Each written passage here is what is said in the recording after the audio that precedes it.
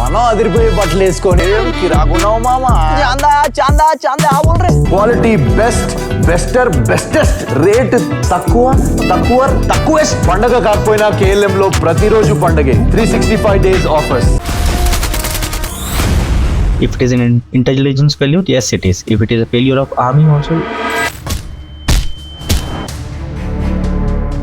Lieutenant colonel Kiran గారు, నేను తీసుకున్న నిర్ణయం నా జీవితంలో అత్యుత్తమైన నిర్ణయం. నేను ఆర్మీలోకి వెళ్ళడం. కుప్వాడాలో మిలిటెంట్స్తో ఎన్కౌంటర్, ఒక ఆర్మీ అధికారి మృతి అని అమ్మ పేరు కోసం ఎతికేదంట. ఆ పేట్రియాటిక్ భావన ఎలా వస్తుంది అసలు?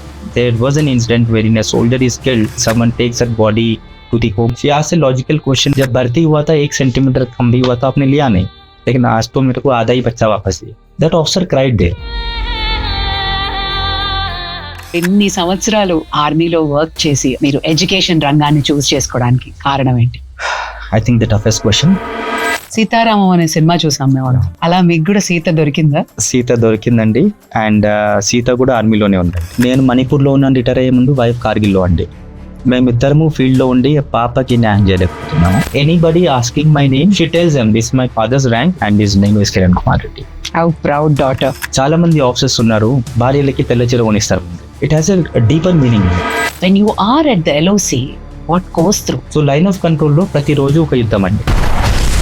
నాకు 1, నాకు 2 అనే 2 పోస్టులు ఉండేవి కాశ్మీర్లో. అందులో ఒక పోస్ట్ వరకే ఎవరైనా చేరుకోగలరు. సో ఇంకో పోస్ట్ వెళ్ళడానికి తాడు పైన పాకుతూనే వెళ్ళాలి, ఆ 150-200 మీటర్. అక్కడికి వెళ్ళిన తర్వాత వాళ్ళ ఫుడ్ ప్రతిరోజు ఇక్కడ నుంచి చిన్న క్యాడిల్ పైన వెళ్తుంది. Now some day because of blizzards, snow storms ఆ తాడు దిగిపోతుంది. Imagine someone doing it every day through his life. ఈ కన్స్క్రిప్షన్ అంటే ఏంటి అసలు? Pahalgam incident, it's a huge intelligence failure. ఇప్పుడున్న సినారియోలో I feel, are we taking independence for granted? Yes, Major Shaitans, if you have heard, Battle of Resangla, a strength of 100 people have killed 3,000. This battle lasted for days and days. You know how many survived out of 119? Only 4. My family would feel bad when they hear this, but I'm okay saying the truth.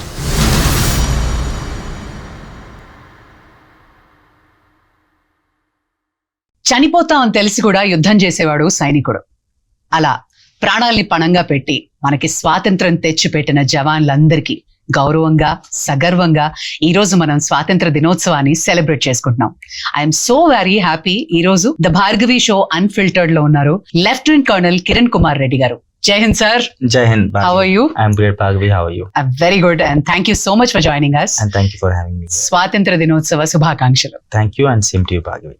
ప్రథమంగా మీరు అసలు ఆర్మీకి రావడానికి what was your inspiration? చిన్నప్పటి నుంచి మా నాన్నగారు నాకు చెప్పే చాలా విషయాలు నాకు గుర్తుండేవి. మంచి చేయడానికి, మంచి ఆలోచించడానికి, దేశం పట్ల కొద్దిగా వ్యక్తిగతంగా కూడా భక్తి భావన ఉండేటట్టు అది ఉండింది. తర్వాత అవకాశం వచ్చింది కాబట్టి నేను ఖచ్చితంగా ఆర్మీలో జాయిన్ అయ్యాను. నేను తీసుకున్న నిర్ణయం నా జీవితంలో అత్యుత్తమైన నిర్ణయం. నేను ఆర్మీలోకి వెళ్ళడం. జాయిన్ అయ్యే ముందు ఆ ఆలోచన లేదు.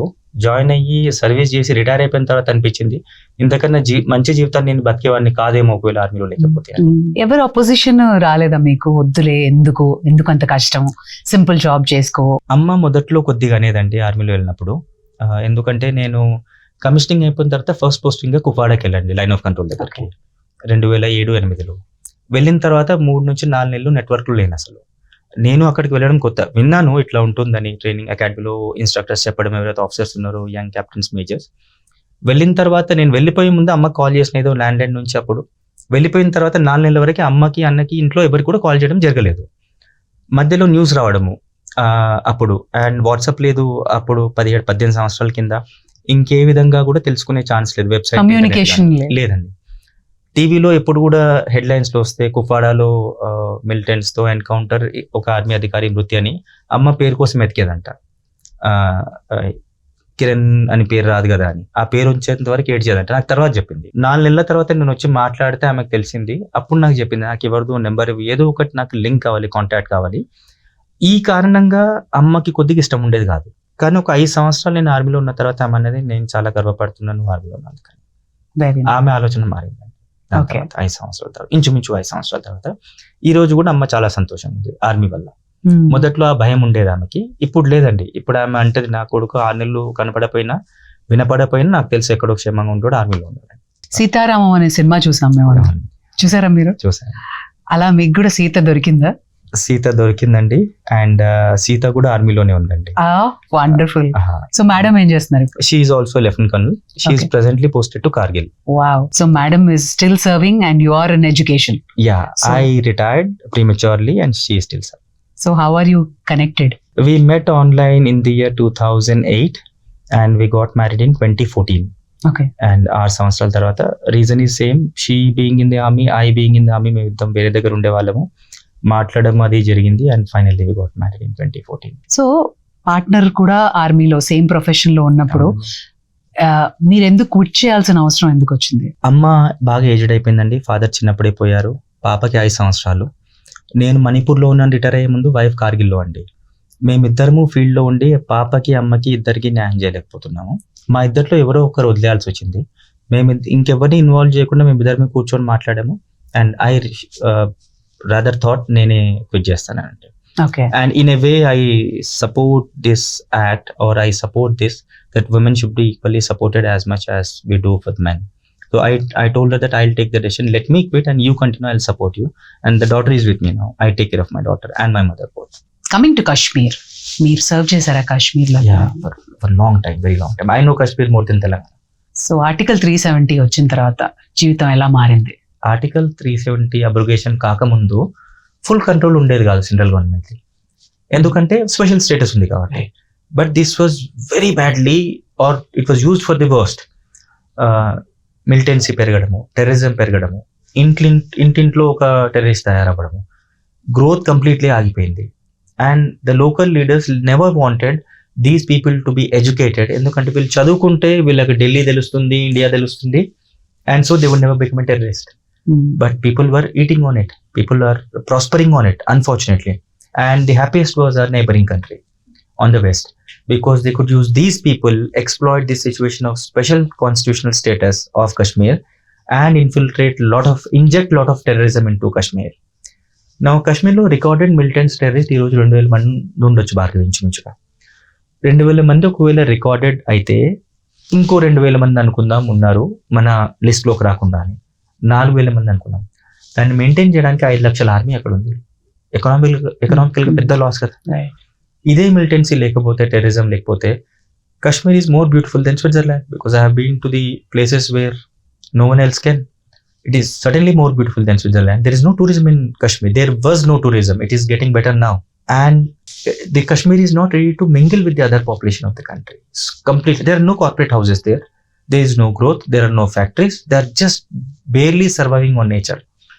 All this is because of someone's personal interest. The bigger interest is of our Western adversary, but why should we care for his interest? So finally, after this abrogation, what has happened? Special status తీయగానే ఎవరెవరైతే చెడు ఉద్దేశంతో చాలా పనులు చేసేవాళ్ళు వారందరి కూరలు తీసేసినట్టు అయింది. నా మిలిటెన్సీ టెర్రరిజం ఎఫెక్ట్ కొద్దిగా తగ్గింది, బ్లాక్ మనీ ఫ్లోట్ అవ్వడం తగ్గింది, లోకల్ మా అనేది తగ్గిపోయి మన కంట్రీ నేషన్ అనేది పెరిగింది. It has become a part of the country now. You know the recent development, railway line. With that railway line from the biggest railway tunnel, biggest railway bridge you would have already seen on Chenab. So these are the developments which the government is intending to make so that Kashmir మన లోపల కలవడానికి, so that అక్కడ militancy తగ్గడానికి, జనం చదువుకోవడానికి. Now you see the day there is a train from a hinterland in Kashmir to Delhi. So what is a father required to do? Put a ticket in the son's pocket, go to Delhi, study in the government college. I'll send you 2,000 rupees every month, or maybe 10,000 rupees every month to stay in a single room and get educated.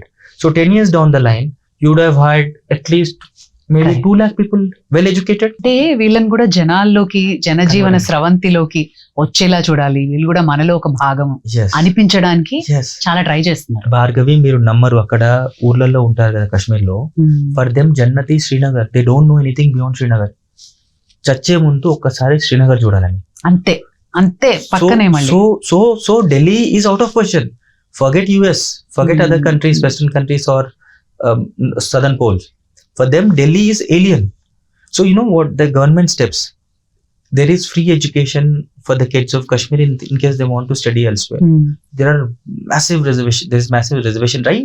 This is not any religious or caste based reservation. This reservation is with a good intent to bring those people into the common population. And those people, as I said, Srinagar తప్ప ఇంకేం తెలియదు. So now is the time when, after this abrogation of Article 370, the face of Kashmir is changing for better. Things are getting much better. The support to the terrorism will reduce. A day will come when terrorists will stop getting any sort of aid or funding from population. Or maybe there will be less terrorists being made because everybody has a job. There is prosperity. ప్రతి ఒక్క ఊర్లో ప్రతి ఒక్కరికి తినడానికి తిండి ఒక ఇల్లు ఉంటాయి. ఎవరైతే టెర్రరిస్ట్ వచ్చి రిక్రూట్ చేసుకుంటారో టెర్రరిస్ట్ అవ్వడానికి, వాళ్ళు వెళ్ళరు కదా. మాకు జీవితాలు ఉన్నాయి, మేము మంచిగా ఉన్నాం, మేము ఎందుకు వెళ్తాం ఇంకొక టెర్రరిస్ట్ అవ్వడానికి? ఉద్దేశం బాగుంది. రీసెంట్ గా జరిగిన పహల్గామ్ ఇన్సిడెంట్, భారతదేశానికి ఇంత పెద్ద కటింగ్ ఎడ్జ్ టెక్నాలజీ ఉంది, ఇంత పెట్టుకొని కూడా అటాకర్స్ కానీ టెర్రరిస్టులు రావడం, వాళ్ళ పని చేయడం, తిరిగి వెళ్ళిపోవడం జరిగింది. ఎక్కడ ఫాల్ట్ జరిగింది అంటే, చాలా మంది అనుకునేది ఏంటి అంటే, భారతీయులు it's a huge intelligence failure. Ranjan, what is your take? మన దగ్గర ఎంత టెక్నాలజీ ఉన్నా, ఎంత సపోర్ట్ ఎవరిది ఉన్నా, ఎవరికైనా ఒక సివిలియన్కి, ఒక కామన్ సిటిజన్కి ఏదైనా జరిగితే, it is a failure of the army. There is no second thought to it. It is a failure every time a life is lost, not just Pahalgam. Pahalgam is a very major incident. Army is accountable. Army takes the accountability, accepts the accountability, and lives by it all the time. There is no question. If it is an intelligence failure, yes, it is. If it is a failure of army also, yes, it is a failure of the army as a whole. కాకపోతే there are certain other factors which prevail. ఇక్కడ జమ్మూ దగ్గర, సాంబా దగ్గర నుంచి మొదలై పైన వరకు 740 కిలోమీటర్ల line of control. ఎక్కడైతే ఇంటర్నేషనల్ బౌండరీ ఫెన్స్ లేదో, విచ్ ఐ సెడ్, ఎవరు కంట్రోల్ చేయగలిగితే వాళ్ళ భూమి అని. 740 కిలోమీటర్ల ఆ లెంత్ లో మన సోల్జర్స్ అక్కడ పహరా కాస్తున్నారు. From the lowest rank till up till a battalion commander. బ్యాంగోన్ ఎల్సీ ఉండి, ఆ ఎల్సీ యొక్క శాంక్టిటీని కాపాడడానికి, పక్క దేశం నుంచి మన లోపల ఎవరు చూడపడకుండా చూసుకోవడానికి పని చేస్తున్నారు, day in and day out. But still there might be someone doing it. LC పైన చాలా వరకు encounters in the common language అవుతుంటాయి. So wherein we catch hold of the people who are trying to infiltrate, we kill them. Obviously there is no surrender policy on the line of control. ఎవరైతే ప్రయత్నిస్తారో we normally shoot them. There is no challenging. That is first challenge, which is the length of the line of control, 740 kilometers, which I said. This is only Pakistan I'm talking about, because this particular incident, manam andarvi nammutamu, this is aided, funded, and instigated by Pakistan only, rather planned also, as the truths are being revealed. రెండోది, article 370 గురించి మనం మాట్లాడుకున్నప్పుడు ఒక విషయం చెప్పాను, ప్రతి ఇంటి నుంచి సపోర్ట్ గురించి. చాలా వరకు ఊర్లు, జిల్లాలు ఏవైతే కాశ్మీర్లో ఉన్నాయో, మన దురదృష్టం అవి పాకిస్తాన్కి సపోర్ట్ చేస్తాయి. ఒకప్పుడు చాలా ఎక్కువ ఉండేది, ఇప్పుడు బాగా తగ్గింది. రీసెంట్లీ చాలా మెజర్స్ మనం గవర్నమెంట్ చేసింది. Demonetisation, biggest is article 370 abrogation. Support చాలా వరకు తగ్గినా ఇంకా కూడా సింపథైజర్స్ ఉన్నారు, ఎవరైతే పాకిస్తాన్కి సపోర్ట్ చేస్తారో, ఎవరైతే టెర్రరిస్ట్కి సపోర్ట్ చేస్తారో. ఈ వచ్చి పహల్గామ్లో అటాక్ చేసిన వాళ్ళు ఎవరు ఏ యూనిఫామ్ వేసుకొని రాలే.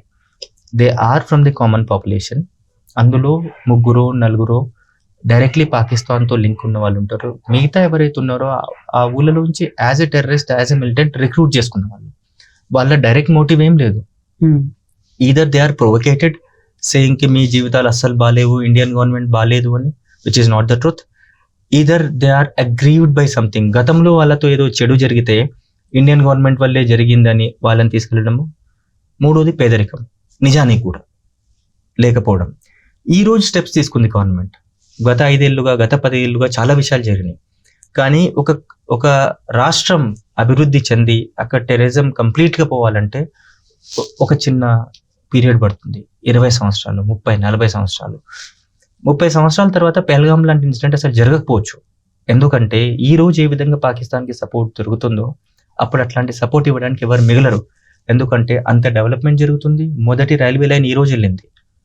2-3 ఎయిర్పోర్ట్లు ఉన్నాయి కాశ్మీర్లో, జమ్మూలో కలిపి. ఆ ఎయిర్పోర్ట్లు 30 అవుతాయి.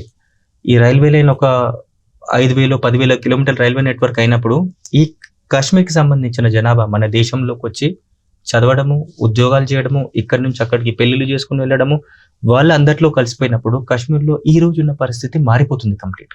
ఈ రోజు గవర్నమెంట్ తీసుకునే ప్రతి ఒక్క స్టెప్ ఆ రోజును ఊహించుకొని ఆ రోజు కోసం ఇప్పుడు ప్రతి ఆర్డర్ నేలపైన జరుగుతున్న ప్రతి పని ఆ ఉద్దేశంతోనే. ఇది జరిగింది ఇంటెలిజెన్స్ ఫెయిల్యూర్ ఎందుకంటే ఎస్ ప్రతి ఒక్కరు ఇంటెలిజెన్స్ వాళ్ళు వాళ్ళ పని చేస్తున్నారు, ఆర్మీ తన పని తను చేస్తుంది, but these are those slips between the cup and the lip. అక్కడ వరకు వచ్చిన తర్వాత కూడా వీళ్ళు మిస్ అయిన వాళ్ళు. This is bad. Blind spots ఏమైనా ఉంటాయా? దేర్ ఆర్ సర్టెన్ పెద్ద ఛాలెంజెస్ ఏముంటాయి there are- deploying the yes 100%. forces? See, there are no physical blind spots. Army doesn't leave an inch as a blind spot. There is something called mutual support and overlap. So there are no blind spot actually physically, but conceptually there are blind spots. Blind spots are the local sympathizer for Pakistan, local population who are grey or black who are supporting terrorism, local leaders who are corrupt who doesn't have any love lost for our country. They are the conceptual blind spot. Physical blind spots none.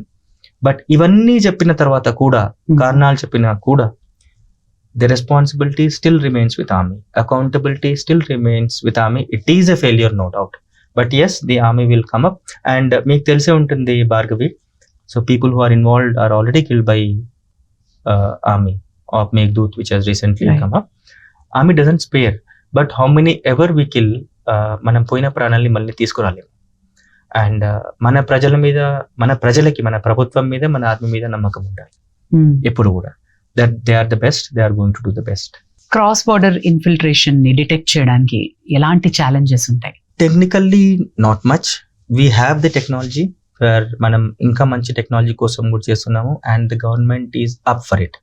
So make in India initiative, firstly we're manufacturing lot of equipment for ourselves మన దేశంలోనే. Lot of increments in the defence budget in order to abet import of better technology, better weapons. ఇది కూడా జరుగుతుంది. The biggest challenge is the harsh weather where the temperature and the altitude. 20,000 18,000 altitude దగ్గర ఊపిరే సరిగ్గా ఆడదు. So one I talked about altitude. Second is the extreme weathers, -35, -40. Dras, in Dras the temperature goes to -50. Right. It is the coldest and the highest battlefield in the world. So when a soldier ఇట్లాంటి duty సంవత్సరాంతము ప్రతిరోజు చేసినప్పుడు ఏదో ఒక్క రోజు, so this soldier ఒక్కరోజు unlucky అవ్వాలి, అతను పట్టుబడకుండా ఏదైతే ఇన్ఫిల్ట్రేషన్ లోపలికి వెళ్ళాలో. But for those guys they don't attempt all 365 days. ఏదో 2 రోజులు అటెంప్ట్ చేస్తే ఒక రోజు సక్సెస్ కావచ్చు, చాలా వరకు అటెంప్ట్స్ ఫెయిల్ అవుతాయి. Most because either we kill them or they run away. Both these things happened. It happened when I was in the line of control also, which is a normal thing. వాళ్ళు రావడము, LC fence cut చేయడానికి లేదంటే cross చేసి రావడానికి. They sometimes fire directly at the army post also. See firing from post to post is very natural. అక్కడ Pakistan army వాళ్ళు, మన army వాళ్ళు ఒకరినొకరు కాల్చుకోవడం which is a phenomena, which is okay. So there is someone post cross చేసి వచ్చి మన fence cross అయ్యి మన లైన్ ఆఫ్ కంట్రోల్ క్రాస్ అయ్యి వెనకాలకి వెళ్ళే వాళ్ళు కూడా ఉన్నారు. సో వాళ్ళని ఫెన్స్ దగ్గరే చాలా మందిని న్యూట్రలైజ్ చేయడం జరుగుతుందండి, which is very okay. But yes there are challenges, harsh weather, high altitude, yes of course. And then leaving it to the Murphy's law. ఒక దగ్గర ఏదైనా తప్పిదం జరిగేది ఉంటే ఒక రోజు కాకపోతే 1000 రోజుల్లో ఏదో ఒక రోజు జరగక తప్పదని. సో అది ఆ స్కోప్ ని కూడా వదిలేసి ఈ జరిగే తప్పిదాలు, ఈ అయ్యే ఇన్సిడెంట్స్ కూడా ఆ ఒక్క ఇన్సిడెంటే. 1000 ఇన్సిడెంట్లను ఆపుతున్నారు ఆల్రెడీ, ఆ 1001వ ఇన్సిడెంట్ జరుగుతుంది ఇంకా కూడా. కిరణ్, మీరు లైన్ ఆఫ్ కంట్రోల్ అన్నారు కాబట్టి, when you are at the LOC, what goes through, ఎలా ఉంటుంది ఒక soldier mindset? The way we are sitting together here, people cannot sit together there. Every individual has got a specific duty to do. Someone who is on the watch about enemy doing something, okaru weapon to duty చేస్తుంటారు, ఒకరు equipment తో duty చేస్తుంటారు, and someone is in a commanding position who is taking care of the complete area that nobody should enter our country. ఇప్పుడు 5 సంవత్సరాలకు 10 సంవత్సరాలకు యుద్ధం జరిగే place కాదు. ప్రతిరోజు ఫైరింగ్ అవుతుంటది, ప్రతిరోజు అటు వాళ్ళు ఇటు రావడానికి ట్రై చేస్తారు. And which is why it is called line of control. ఎవరు కంట్రోల్ చేస్తే వాళ్ళది. అది మనకి సినిమాల్లో చూపించేది ఫెన్స్ తో ఉండి జనం డ్యూటీ చేసేది వెపన్ పట్టుకొని, that is IB, international boundary, which is well demarcated. The UN identifies it, recognises it. Even in case someone crosses that line, they have to come back after the war is over. కాకపోతే LOC ఏంటంటే line of control. Line of control, today I am controlling this place, it becomes mine. If someone is able to capture it, becomes theirs. So every day in line of control is a risk, is a play with death. One cannot, and నేను ఖచ్చితంగా చెప్పలేను ఈ రాత్రి గడిచి రేపు పొద్దున తెల్లారి నేను సూర్యుని చూస్తానా లేదని. నా గురించి కాదు, ప్రతి ఒక్కరు అక్కడ డ్యూటీ చేసేవాళ్ళు. ప్రతి నిమిషం ప్రతిరోజు ప్రతిరోజు ప్లానింగ్ ఇదే నడుస్తుంటుంది అటువైపు నుంచి. ఈ పోస్ట్ ని ఎలా క్యాప్చర్ చేసుకోవాలి, ఈ ఏరియాని ఎలా క్యాప్చర్ చేసుకోవాలి, ఇది మాకు సంబంధించిందని. అది నిరంతర యుద్ధం జరుగుతూనే ఉంటుంది. ప్రతిరోజు every day. It is not a one time occasion, 2 సంవత్సరాలకు 4 సంవత్సరాలకు జరిగేది కాదు. వి బీయింగ్ ఎ పీస్ఫుల్ కంట్రీ, మనము India, we never believed in occupying someone, capturing someone or killing someone. చిన్నప్పటి నుంచి నేను విన్నది, ఈవెన్ మన కల్చర్ ట్రెడిషన్ లో కూడా సర్వే జన సుఖినో భవంతు, వసుదైవ కుటుంబకం, అంటే మన ప్రీచింగ్స్ లో కూడా, మన టీచింగ్స్ లో కూడా కలిసి ఉందాం, సంతోషంగా ఉందాం అని. ఎందుకని ఇంకొకరిది లాక్కొని ఇంకొకరిని కొట్టి తీసుకుని బతుకుదామని ఎన్నడూ చెప్పలేదు. మన దురదృష్టవశాత్తు మనకి వెస్ట్ వైపు, పడమర వైపు ఉన్న వాళ్ళు, వాళ్ళ ఆలోచన విధానం కొద్ది వేరు. వాళ్ళు ప్రతిరోజు ఏంటంటే ఈ భూమి కూడా మాదే, మాకే కావాలని గొడవపడే ఉద్దేశం మనకు ఎన్నడూ లేదండి. కాకపోతే ఈ ప్రతి ఒక్క ఇంచుకి మాది జవాబుదారీ. ఇది భారతదేశానికి సంబంధించింది. కోట్ల మంది జనాభాకి మా పైన నమ్మకం ఉంది. మేము ఇక్కడ ఉన్నంత వరకు ఈ భూమిని అటువైపు వెళ్ళనివ్వమని. దానివల్ల we're ready for action from their side every day. But అక్కడ మీరున్నప్పుడు మిమ్మల్ని మీరు కాపాడుకోవడానికి ట్రై చేస్తారా, శత్రువుని చంపడానికి ట్రై చేస్తారా? First aim is to protect that piece of land. That land should be an Indian territory. It should continue to be an Indian territory before me and after me. That comes first. Second is the boys whom I command. నా కమాండ్లో ఉన్న వాళ్ళు జాగ్రత్త ఉండాలి. Third comes me, whether I live, survive or whether I not survive. Because you ask this a question, నాకేదో గుర్తొచ్చిందండి. ట్రైనింగ్లో ఉన్నప్పుడు జూనియర్ కమాండర్ అని ఒక కోర్స్ చేస్తామండి మేము, మేజర్ ర్యాంక్ వచ్చిన తర్వాత కంపెనీ కమాండర్గా ఉన్నప్పుడు. అక్కడ ఒక క్వశ్చన్ వచ్చింది, మీరు మీ కంపెనీతో పాటు లైన్ ఆఫ్ కంట్రోల్లో ఉన్నారు, ఎనిమీ అటాక్ జరిగింది. అటాక్ జరిగిన తర్వాత, so they have outnumbered you, they are in such a big number, they have attacked with such numerical superiority, you know for sure that you won't survive. And now what is your take there? What will you do? Whether you will retrieve yourself, whether you will withdraw, come back, or whether you will fight there till your death. Then I naturally said I will fight there with till my death, till last man, last bullet. Either I survive there defending that piece of land, or maybe I die there. Then the instructor asked me a question, but are you not doing a loss to the army and also to the country? Because you yourself assess that you won't survive, because they are in such large numbers with such superiority in numerically also and weapons also. When you certainly know that you are going to die, what would you do there? You would rather come back, take a bigger force, counter attack and take the piece of land, which appears to be very good logic. I probably gave an answer which still is not a clear cut answer. Some would accept, some would not accept. I said whether or not I survive is a different thing. But when this nation entrusted that piece of land to me, if that land doesn't exist, I don't exist. What would I do in this country when they entrusted me with something and I cannot protect it? I would prefer to die there rather than come back and fight again. All logic understood, all strategy understood, but emotionally, I would prefer to stay with that piece of land till I live and leave an example for my next generation. That you can fight till you are alive for that piece of land, and who knows, I might win. But అలాంటప్పుడు emotion ని పక్కన పెట్టి logic ని కూడా వాడి, when like your officer said, go back, get the army force, and that is also such a valid thing కదా. The strength of emotions is something you cannot measure. No logic, no teaching, no books or no papers can measure the strength of emotions. Emotions can make us do something which seems impossible, and everybody did it. You talk about Battle of Resangla, Major Shaitan Singh, if you have heard, he is a PVC, he is a Paramvir Chakra. Can you imagine 3,000 people attacking 119 and doing something? 3,000 people could have killed that 119 maybe in 1 hour. This battle lasted for days and days. These 119 people said, we will not go back, come what may. We will just not go back. They killed 3,000 Chinese. 3,000, can you imagine, by 119? Everybody died. 5 survived without any limb. And Pakistan thought naturally they have died. And that's why they left. They were dragged back. They had some life. They were revived. They survived. But imagine 50 years after that, we are talking about that today. They are spoken about in academies. They are spoken about everywhere. A soldier leaves legacy. And legacy comes through these emotions. What you're talking about. Absolutely. So, logic fails, emotion prevails all the time. And that emotion has actually given them strength there. అందరూ గుర్తొస్తారేమో ఒక్కసారి, family, yeah everybody. Yeah will you next ఊపిరి తీసుకుంటామో లేదో తెలియదు పరిస్థితి. So, no, you said family. That reminds me something else. General Manik Shah happened to be visiting Indian Military Academy to review a passing out parade. Okay. His speech in that passing out parade is iconic even today. Hmm. He says, if you run from a battlefield, your Gharwali won't accept you. Your village won't accept you. What will you do anywhere? Which is but natural. If I run from a battlefield, how can I survive? Where do I survive? It is the same people. My wife can say me, I would have rather died protecting the country rather than coming back like a coward. Nobody who's in the battlefield facing the enemy, they don't think all of this. Yes, maybe if someone takes 2 bullets, someone feels that I'm going to die the next second, that might be the moment they remember maybe wife, daughter, mother. But in reality, when you are talking about this, I was remembering about the crisis situation in which I was there. I never remember my family. My family would feel bad when they hear this, but I'm okay saying the truth because this should go as a truth. Any soldier who listens to this also should correct themselves. Yes, we also do the same thing. This is right. Because if we start thinking about the personal attachments, we cannot do what Major Shaitan Singh and team has done. Because those impossible things happen when we keep the personal attachments, shelve them, we keep the logic to a side and live with that emotion.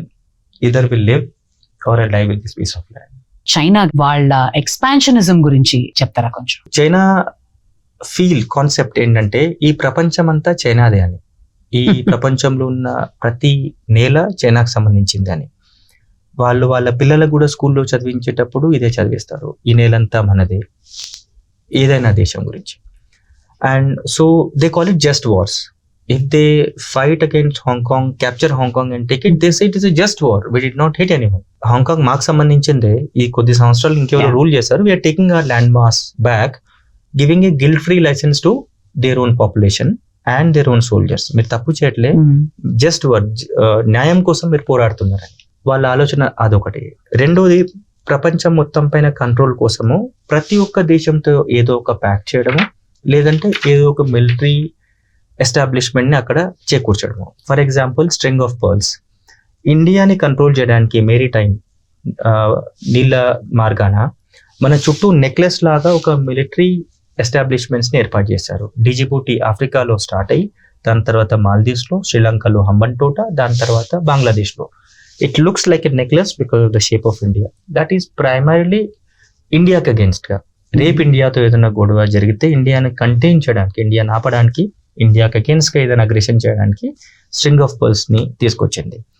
Secondly, China sees a lot of scope for trade in both Gulf countries and also European countries.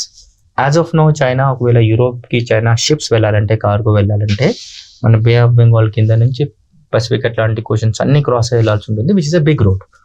So they find a very good opportunity in Gwadar port, which is there in Pakistan, which is the southernmost port of Pakistan. చైనాలో Xinjiang province అని ఒకటి ఉంది Bhargavi, just above India. Xinjiang province is an industrial province, చాలా ఎక్కువ factory, extreme weather again, but manufacturing కి ఒక hub లాగా అది. సో షింజియాంగ్ ప్రావిన్స్ నుంచి ఏదైనా మ్యానుఫ్యాక్చర్ చేసి యూరోప్ కి కానీ గల్ఫ్ కి కానీ చేర్చాలంటే యాజ్ ఆఫ్ నో చాలా పెద్ద రూట్ తీసుకోవాల్సి ఉంటుంది.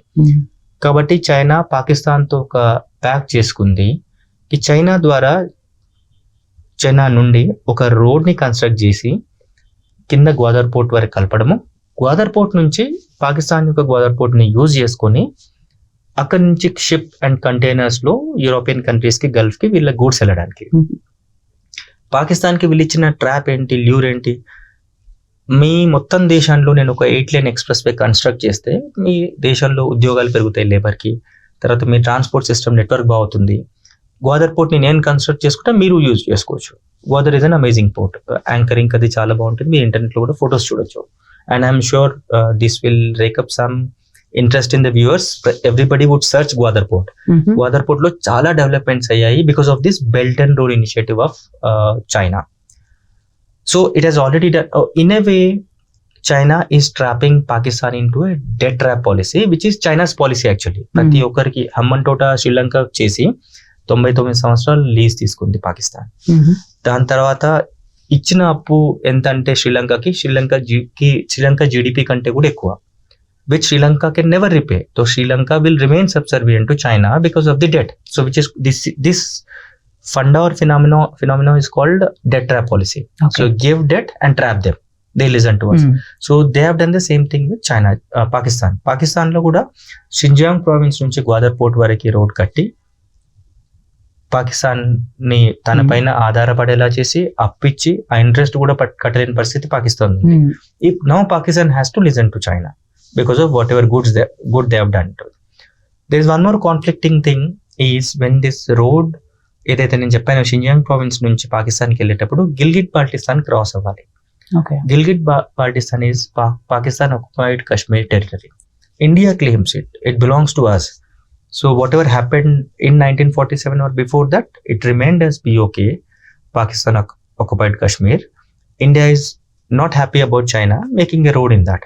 So our bonds have already gone to China.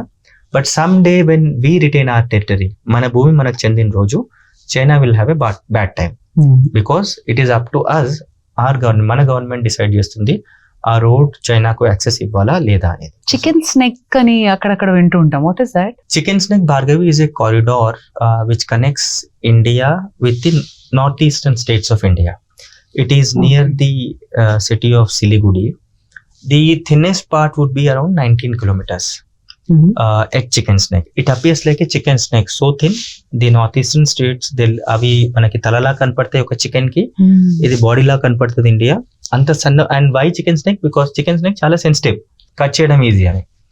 So దానివల్ల రిస్క్ ఏంటి? సపోజ్ కింద బంగ్లాదేశ్ కానీ పైన భూటాన్ ద్వారా చైనా కానీ ఒకవేళ ఏదైనా చేయాలనుకుంటే వాట్ దే వుడ్ డూ, ఆ చికెన్ స్నేక్ని కట్ ఆఫ్ చేయడానికి ట్రై చేస్తారు. సో ఇండియా నుంచి నార్త్ ఈస్ట్ స్టేట్స్కి, north east it starts with Assam, Arunachal, Manipur, Tripura, Meghalaya, all these states ఎవరైనా వెళ్ళాలంటే అండ్ మిజోరాం వెళ్ళాలంటే రోడ్ ద్వారా అయినా ట్రైన్ ద్వారా వెళ్ళాలంటే చికెన్ స్నేక్ ఒకటే దారి.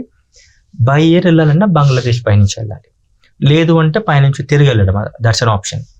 ఒకవేళ వాళ్ళు ఈ చికెన్ స్నేక్ని కట్ చేయగలిగితే, అక్కడ ఒక హిండ్రెన్స్ ఏర్పాటు చేయగలిగితే, ఎనీ అగ్రెషన్, పాకిస్తాన్ కానీ చైనా కానీ ఎవరైనా, మనకు ఆ నార్త్ ఈస్ట్ స్టేట్స్ని హోల్డ్ చేయడం చాలా కష్టం అవుతుంది. దానివల్ల చికెన్ స్నేక్ చాలా sensitive place. It is a sensitive place. It appears to be a vulnerability to India, but in actuals, we are prepared for that. Okay. India is prepared to take on any aggression in the chicken snake. We have our bases at right place. We have our army prepared for it. We have our air force also prepared for it. Should something happen, we are ready to act in a way suitable for the enemy action. ఇద్దరు దేశాలు కొట్టుకుంటారు, మనకు తెలుసు, అది యుద్ధం. కనిపించకుండా జరిగే యుద్ధాలు ఏంటి? దానికి మన ఇండియన్ ఆర్మీ ఎలా ప్రిపేర్డ్ గా ఉన్నారు? ఒకప్పుడు యుద్ధం అన్నప్పుడు పొద్దున్న 6ంటికి 5:30కు సూర్యోదయం అయినప్పుడు శంఖం పూరించే వాళ్ళు, సాయంత్రం 6ంటికి మళ్ళీ శంఖం పూరించే వాళ్ళు, ఆపండి ఎవరి గుడారాలకు వాళ్ళు వెళ్ళిపోయేవారు, మళ్ళీ పొద్దున్న నుంచి కొట్టుకునేవాళ్ళు. ఫస్ట్లీ ఆ కాన్సెప్ట్ ఎప్పుడో పోయింది. So this very famous statement has come in to picture. Everything is fair in love and war. So you do ugly, you do good, you do bad. So all the attacks by default are at night, either when the enemy is not ready or when the enemy is sleeping. So that is one part of it. So that justness in war has gone. When paina పొడిచొద్దు అనేది లేదు ఇప్పుడు. So everything is fair in war, firstly. Secondly, contact warfare has ended. ఇద్దరు ముందుకు వచ్చి గొడవడే అవసరం లేకుండా ఒక ordnance వార్ పేలోడ్ని డ్రోన్తో పంపించడము, you put some explosive on a drone, send it somewhere and blast it. మన మనిషికి ఏం కాకుండా, మన సైన్యానికి ఏం కాకుండా అవతల వాళ్ళకి కావాల్సినంత నష్టం మనం చేయొచ్చు. And same is with missiles. Someone can attack from 250, 300. With ICBMs, we can attack Beijing from here. మన సైన్యం ఎందుకు వెళ్ళి అక్కడ వాళ్ళతో పోరాడి మన ప్రాణాలు కోల్పోవడం ఎందుకని? Though there is restraint on using this WMDs, weapons of mass destruction, be it nuclear atomic weapons or be it ICBMs, because they create lot of devastation, which is very bad. So restraint is there on ICBMs or maybe WMDs, as I said. But there is no restraint on using a small drone, and there is plausible deniability in the sense they might say we have not done it. What we can do about this, what the army is already doing, is educating the jawans, everyone, educating the army as a whole. If there is a possibility ఒకవేళ drone పైన attack జరిగేటట్టు, డ్రోన్తో attack జరిగేటట్టు ఉంటే దాన్ని ఎదుర్కోవడం ఎలా, anti drone measures. మిజైల్తో attack జరిగేటట్టు ఉంటే anti missile systems ఎలా, weapon locating రడార్స్ మనం పెట్టుకోండి. చేయడం అనేది. So we have to come up, rise up to the technology which can attack us. It has been happening, but it is always one step behind for the reason weapon ముందు వచ్చిన తర్వాత technology తర్వాత వస్తుంది కదా. First drones వచ్చి attack చేసినప్పుడు anti drone system వస్తుంది కదా. So that gap will always exist. ముందు అటాక్ చేయండి, మాకు కొద్ది నష్టం అవుతుంది. Now we develop the technology. It is happening. More then technology, awareness amongst every one to face it is required. అది మనం కంటిన్యూస్ గా చేస్తున్నామండి. అది ఆర్మీలో ఒక ప్రాసెస్. ఈ రోజు టెక్నాలజీ ఏంది, రేపు రాబోతుంది అని. It is been happening. It will happen for ever to face these. Kiran garu, చాలా సార్లు మిలిటరీ కూ అన్న పదం వింటూ ఉంటాం. So can you tell us more about it? So military coup, the coup is spelled as COUP. So Okay. it is spelled as COUP, it is called coup. ఎప్పుడైతే stability ఉండదో government లో, ఎప్పుడైతే ప్రజలకి ఆర్మీకి గవర్నమెంట్ పైన నమ్మకం పోతుందో, అప్పుడు military leadership, they become dictator. They overthrow the political party and the government which is in power, and they become a leader by themselves. It finally gives rise to a dictator. So it is dictatorship. The constitution, the democracy doesn't prevail then. So appudu aa dictator cheppinde aa deshamlo avutunnadi. Now that is a situation which is called military coup, and the dictatorship which is risen after that. So అలాంటి పరిస్థితి fortunately మనకైతే రాలేదు, కానీ future లో ఏమైనా అనిపిస్తుందా మీకు ఎప్పుడైనా? మన భారతదేశంలో కూ జరిగే ఛాన్సెస్ 0. సో ఈవెన్ మీరు అన్నారు చాలాసార్లు వింటుంటామని, మనం ఎక్కువ శాతం ఇది వినేది మన పక్క దేశం పాకిస్తాన్ భార్గవి. దానికి ఒక కారణం ఉంది. 97లో ఇండియా పాకిస్తాన్ సపరేట్ అయినప్పుడు, సపరేట్ కావడానికి వాళ్ళు ఇచ్చిన కారణం, అప్పటి లీడర్ జిన్నాకి, ఒక మతం వాళ్ళు, రిలీజియన్, మేము చాలా తక్కువ సంఖ్యలో ఉన్నాము, స్వాతంత్రం ఇచ్చి బ్రిటిష్ వాళ్ళు వెళ్ళిపోతే మా మతంతో అన్యాయం జరగవచ్చు, ఎందుకంటే ఇంకో మతం వాళ్ళు చాలా ఎక్కువ సంఖ్యలో ఉన్నారు. అలా అన్యాయం జరగొద్దంటే మాకు ఒక వేరే చిన్న దేశం ఇవ్వండి, ఆ చిన్న దేశంలో మేము ఉంటాము, and so that every one's interest are taken care of. Now when they got separated, little did they realize, జనం అయితే సపరేట్ అయ్యారు. ఆర్మీలోంచి ఎవరైతే అక్కడికి వెళ్ళాలనుకున్నారో షిఫ్ట్ అయ్యి వెళ్ళిపోయారు, లీడర్షిప్ వెళ్ళిపోయింది, ఎవరైతే లీడర్స్ ఉన్నారో ఆ మతానికి సంబంధించిన వాళ్ళు. కానీ వాళ్ళు ఒక సిస్టమ్ని మిస్ అయ్యారు. స్వాతంత్రం రాకముందు కూడా మన పొలిటీషియన్స్ ఉండేవాళ్ళు. We had our Congress men, we had our army which is subservient and obedient to this political leadership. That system existed in our country, the combined, the United country. But Pakistan separate అయిపోయిన తర్వాత అక్కడికి వెళ్ళినప్పుడు ఆ system miss అయింది. Politicians వెళ్ళారు, army అక్కడికి వెళ్ళింది, జనం వెళ్ళారు, బట్ సిస్టమ్ మిస్ అయిపోయింది. The spine is missing. ఒక ఉదాహరణ చెప్తాను భార్గవి. స్వాతంత్రం వచ్చిన తర్వాత లాహోర్ వీధులన్నీ బాగా చెత్తగా తయారైపోయినాయి. ఎందుకంటే ఆ స్వాతంత్రం సమయంలో చాలా మంది అక్కడ వాళ్ళు ఇక్కడికి వచ్చారు, ఇక్కడ వాళ్ళు అక్కడికి వెళ్ళారు. ఇప్పుడు లాహోర్ ప్రస్తుతం ఉన్న మన ఇంటర్నేషనల్ బౌండరీ నుంచి 20-21 కిలోమీటర్లు, మన వాగా బార్డర్ అంటాం కదా. So it is actually, Wagah is a town on the Pakistan side, Attari is a town or a village on Indian side. So we call it Wagah border, otherwise it is Attari Wagah border or Attari border. So అక్కడి నుంచి 20-22 కిలోమీటర్లు లాహోర్, చాలా పెద్ద city, and today's day it's very rich in business and commercial activities. అప్పుడు మొత్తం city అంతా చెత్తగా అయిపోతే ప్రజలకు ఎక్కడికి వెళ్ళాలో తెలియలే. ఎందుకు చెత్తగా అయిపోయిందంటే ఉన్న వాళ్ళు అక్కడ ఖాళీ చేసి ఇటు వచ్చారు, కొత్త వాళ్ళు అక్కడికి వెళ్ళారు. రోడ్లను చూస్తే డస్ట్బిన్స్ లా కనపడేవి 47లో నేను అనేది. అప్పుడు ప్రజలు, ఒకవేళ పొలిటీషియన్స్ ఉన్నారు, అప్పుడు పొలిటీషియన్స్ చెప్పి ఏదైనా చేయండి అంటే, పొలిటీషియన్స్ దగ్గర ఆ సిటీ గురించి ఏమైనా చేయడానికి ఏ సిస్టమ్ లేదు. ఎవరికి ఆర్డర్ పాస్ చేయాలి, ఏం చేయాలి, ఎట్లా చేస్తే మంచిగా అవుతుందని.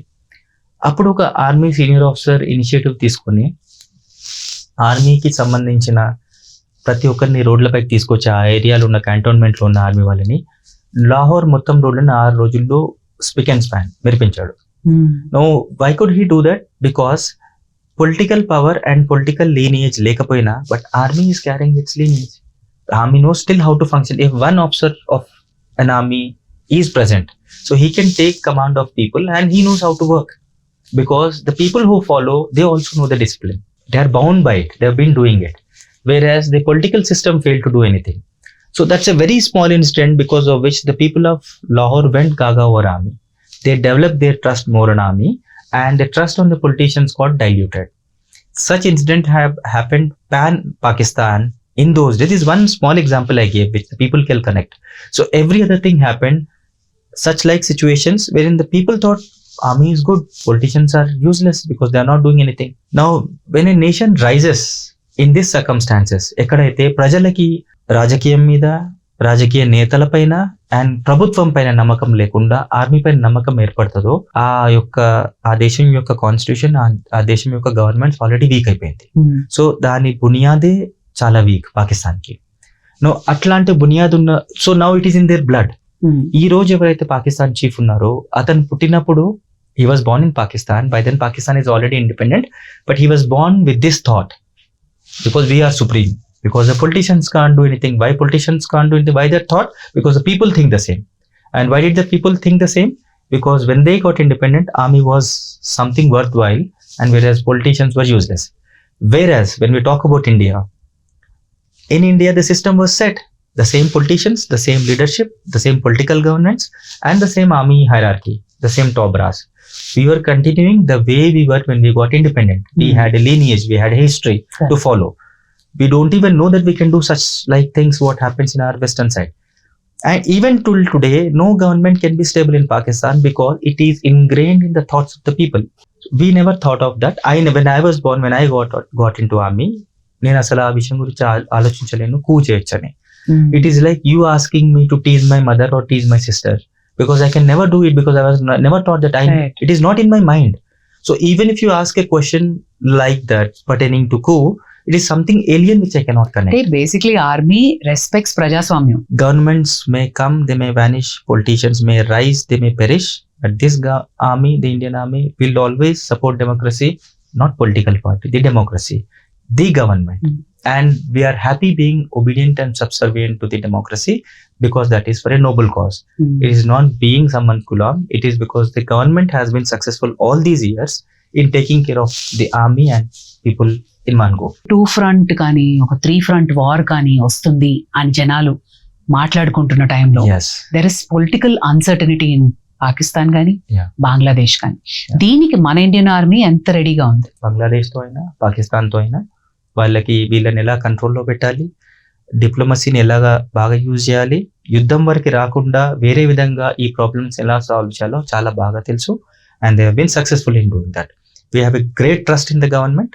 Of course it is not a political statement. This as an individual soldier I'm saying this. We trust our governance and but we're ready for any aggression from. ఈ కన్స్క్రిప్షన్ అంటే ఏంటి అసలు? There are nations, well developed nations. I will give examples like Singapore ఉంది, Israel ఉంది. ఆ దేశాల్లో ఏంటి, 18 సంవత్సరాలు వచ్చిన తర్వాత ప్రతి ఒక్కరూ ఆర్మీలో వెళ్ళి 2 సంవత్సరాలు కనీసం ట్రైనింగ్ చేయాలి. కొన్ని దేశాల్లో అది 2 సంవత్సరాలు, కొన్ని దేశాల్లో అది 4 సంవత్సరాలు. అలా చేయడంలో ఒక ఉద్దేశం ఉంది. ఒకటి, జనానికి మన దేశం పడుతున్న బాధలు, మన సోల్జర్స్, మన ఆర్మీ పడే బాధలు తెలియడానికి. రెండోది, ఇది ఒక చిన్న మంచి స్వార్థం గవర్నమెంట్కి ఉండేది. వీళ్ళు చాలా డిసిప్లిన్ సోల్జర్స్ అయ్యి, డిసిప్లిన్ సిటిజన్స్ అయ్యి రిటర్న్ వస్తారు. ఏ జాబ్ చేసినా చాలా బాగా చేస్తారు. Third, they naturally become fit వచ్చిన తర్వాత, because the general health of the population increases. The government can save on the health services. That's an indirect thing. And fourth, you've got a force to reckon with when required. మన దేశ జనాభా మధ్యలోనే ఒక 10 లక్షల మంది, 20 లక్షల మంది ఆయుధాలు ప్రయోగించగలిగే ఫిట్ సైనికులు ఉన్నారు. Not very well trained, not much of experience, but should there be a need, they are ready to fight. And that is the strength of countries like Israel. It is this small, but it can trouble 10 countries all around, because the whole country is an army in itself. Exactly. And everybody takes pride in what they do. ఇండియాలో అవసరం ఉందంటారా? ఇండియాలో అవసరం ఉంది, but partial గా implement కూడా అవుతుంది. ఒకవేళ భార్గవి, మీరు అగ్నిపత్ అనే స్కీమ్ వినుంటే, అగ్నివీర్ అనే వర్డ్ వినుంటే, నా కంపల్సరీ కన్స్క్రిప్షన్ లో ఏంటంటే, నేను ఒక 10 నిమిషాల ముందు ఒక వర్డ్ అన్నాను, రిక్రూటబుల్ మేల్ పాపులేషన్. కరెక్ట్. ఇంతమందిని రిక్రూట్ చేసుకోవచ్చు, 18 ఏళ్ళు వచ్చాయి, they are fit. So firstly they have to cross 18 years of age, they should be fit. Third, they should have the minimum education qualification. ఈ మూడిటి వల్ల ఒక వ్యక్తి ఆర్ఎంపీ కేటగిరీలోకి వస్తారు.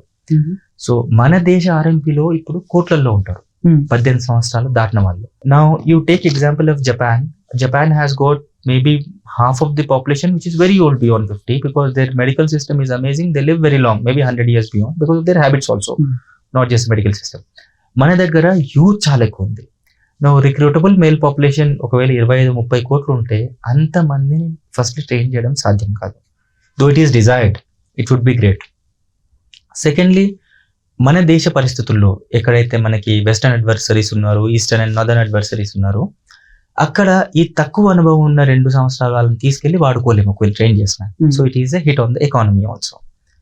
So the government has arrived at a midway solution which I personally ఇది పూర్తిగా వ్యక్తిగత అభిప్రాయం, నాకు అనిపించింది నేను చెప్తున్నాను Bhargavi, which would be I being a soldier serve for 20 years in the uniform, probably my personal opinion would also match with what is correct. Okay, ఇప్పుడు Agnipath scheme లో ఏమవుతుంది, ఆర్ఎంపీ ఈ ఎవరైతే ఆర్మీలో రావడానికి ఇంట్రెస్ట్ ఉన్నారో వాళ్ళని రిక్రూట్ చేసుకోవడము, మినిమం 4 years సర్వీస్, కరెక్ట్. 4 సంవత్సరాల తర్వాత ఈ ప్రతి ఒక్క బ్యాచ్ ది ఒక మెరిట్ బయటకు వస్తుంది. సో ఆ మెరిట్ కోసం చాలా రకాల టెస్టులు జరుగుతాయి వీళ్ళకి. ఓకే. వాళ్ళ physical fitness, adaptability and various qualities which are in them. And again, of course, the intellect also, various academic results also factored into. 4 సంవత్సరాల మెరిట్లో మొదటి 25% ఆర్మీలో రిటైన్ చేసుకుంటారు. మిగతా 75% ఆర్మీలోంచి బయటికి రావాలి as compulsory train or what ever train by the army. So they are put in 4 years of service. Okay. తర్వాత వాళ్ళకి బయటకు వచ్చేప్పుడు 12-13 లక్షలు ఒక లంసమ్ అమౌంట్ వస్తుంది. ఆ 4 సంవత్సరాలు చేసినప్పుడు వాళ్ళకి జీతం వస్తుంది. మొదటి సంవత్సరం 30,000తో స్టార్ట్ అయ్యి 4వ సంవత్సరం వరకు 40,000కి చేరుకుంటుంది. సో 4 years శాలరీ వచ్చింది. ఆర్మీ నుంచి బయటకు వచ్చినప్పుడు ఒక లంసమ్ అమౌంట్ వచ్చింది. దాని తర్వాత వాళ్ళకి ఒక సర్టిఫికేట్ వస్తుంది, 4 సంవత్సరాలు ఆర్మీలో సర్వ్ చేస్తారు, which helps as a reservation when they get into many corporate companies as jobs. Now taking a step ahead, for example, Tata, Reliance, they've already announced supporting the government that ఎవరైనా అగ్నివీర్ ఈ 4 సంవత్సరాలు service చేసి వస్తే మేము వాళ్ళకి jobs ఇస్తామని. Right. To give a moral confidence to the people who are coming out in 4 years, firstly. Now, secondly, the 25% who are already there in the army, they continue to rise in ranks. So, and that's when till 4 years, they are called only Agniveer. 4 years tarvata vallaki Sipai rank vastundi. And then they can grow in service and finally become Subdar Major and honorary captain. Everybody gets fair opportunity. They get into the permanent lot after 4 years. Ate indulo Bhargavi, there is something tricky. Agniveer scheme, Agnipath scheme start అయినప్పుడు చాలా గొడవలు జరిగినాయి. ఈ 75% మందితో అన్యాయం జరుగుతుంది, వీళ్ళని ఉద్యోగంలోంచి తీసేయడం ఎందుకని. ఇన్ ది హైండ్ సైడ్ మీరు ఇంకో పర్స్పెక్టివ్ చూస్తే యాక్చువల్గా కావాల్సింది ఆర్మీకి 25% మంది, కాకపోతే దేశ హితం కోసం మిగతా 75 మందిని తీసుకోవడం జరిగింది. ఆ హితం ఏంటి? మొదటిది చాలా వరకు యూత్ని ఆర్మీలో ట్రైన్ చేయడము. సెకండ్లీ డిసిప్లిన్ ఫిట్ సోల్జర్స్ ని జనాభా లోపల తయారు చేయడము. ఎట్లాంటి సోల్జర్స్ ని తయారు చేయడం, ఎవరైతే సివిల్ డ్రెస్ వేసుకొని ఏదో కార్పొరేట్ జాబ్ చేస్తుంటారో కానీ రేపు ఏదైనా ఎక్స్టర్నల్ అగ్రెషన్ దేశం పైన జరిగితే వీళ్ళు కూడా enlist part of the army they can become. Fourth, A life time support to that family, life time support to that 75%. ఒకవేళ 75% వ్యక్తుల్లో ఎవరైనా వాదిస్తే నన్ను ఉద్యోగం తీసేస్తారు కదా, నాకు సపోర్ట్ ఎక్కడ ఇచ్చారు, మీరు నన్ను బయటికి పంపించారని, యాక్చువల్గా రిక్రూట్ చేసుకోవాల్సింది 25%. ఇప్పుడు 4 సంవత్సరాల తర్వాత మెరిట్ బయటకు వస్తే అదే కదా పెద్ద కాంట్రవర్సీ అయింది ఇండియాలో. So but this the people are some people are failing to understand. ఒకవేళ ముందు రిక్రూట్మెంట్ జరిగిన పర్మనెన్సీకి అప్పుడు కూడా 20% మంది తీసుకునేవాళ్ళు. అప్పుడు మీకు ఈ 4 సంవత్సరాల ఉద్యోగం వచ్చేది కాదు, ఎందుకంటే 4 సంవత్సరాల తర్వాత మెరిట్లో మీరు బయటకు వచ్చారు. But now you get a lump sum amount, you've drawn salary for 4 years. And you are also trained. You are trained, you are fit, you are smart, your perspective is changed, your attitude towards life has changed, and you get a reservation certificate wherein corporate houses are readily accepting you into their security or something. So it is a benefit being done, a welfare being done, a good done for the society, the country as a whole. But the perspective is different. Maybe someone is adding political color to it. Again, it is my personal opinion. It is an amazing scheme. The best which any government could have done.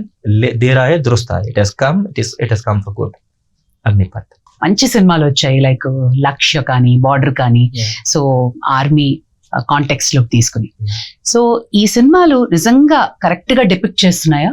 The intent of the movie makers, the movie houses, is very clear, to show the difficulties of the army, to show the role of the army. Army ఒక భూమిక ఏంది, ఒక దేశాన్ని స్వతంత్రంగా ఉంచడానికి. ఆర్మీలో ఉండే ఒక సిపాయి నుంచి జనరల్ వరకు చేసే త్యాగాలేంటి, అక్కడ ఉండే కఠినత్వాలేంటి, వాళ్ళు ఎదుర్కొనేదేంటి ప్రతిరోజు, వాళ్ళ జీవితాలు, వాళ్ళ పర్సనల్ జీవితాలు ఏంటి, మీ బాధ్యత ఏంటి వాళ్ళ గురించి, వాళ్ళ పట్ల. వాళ్ళు ఒకవేళ బార్డర్లో ఉంటే, వాళ్ళు ఒకవేళ కాశ్మీర్లోనో, మణిపూర్లోనో, నాగాలాండ్లోనో ఉంటే వాళ్ళ కుటుంబాలు ఇక్కడ ఉన్నాయి.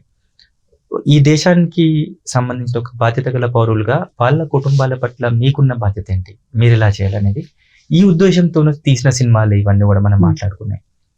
చాలా బాగా తీశారు, చాలా మంచి కంటెంట్ ఉంది అందులో. కాకపోతే కొద్దిగా రియాలిటీ అందులో మిస్ అవుతుందండి భార్గవి. నా ఆర్మీలో ట్రైనింగ్ చూపిస్తారు, so they show the training as a rosy picture.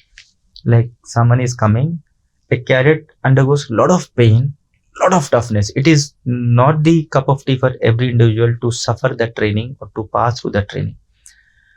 Lot many accidents happen when people die in training. It is open, there is no hiding in that. But for the army it is accepted because in case if you have to manufacture 100 soldiers, you may have to lose one potential candidate also. It is but natural because end product మనకి ఎంత టఫ్గా ఉండాలంటే ఫ్యూచర్లో వచ్చే 20-30 సంవత్సరాలు ఏదొచ్చినా ఎదుర్కొనేటట్టు. ఆ ప్రయత్నంలో మనం కొందరిని కోల్పోవచ్చు. ఇప్పటివరకు ఏ సినిమాలో అంత కఠినత్వాన్ని చూపించినట్టు నాకు గుర్తులేదండి. ఉద్దేశం జనాన్ని డిమోరలైజ్ చేయడం కాదు, ఉద్దేశం నిజాన్ని నిజంగా చూపించడం.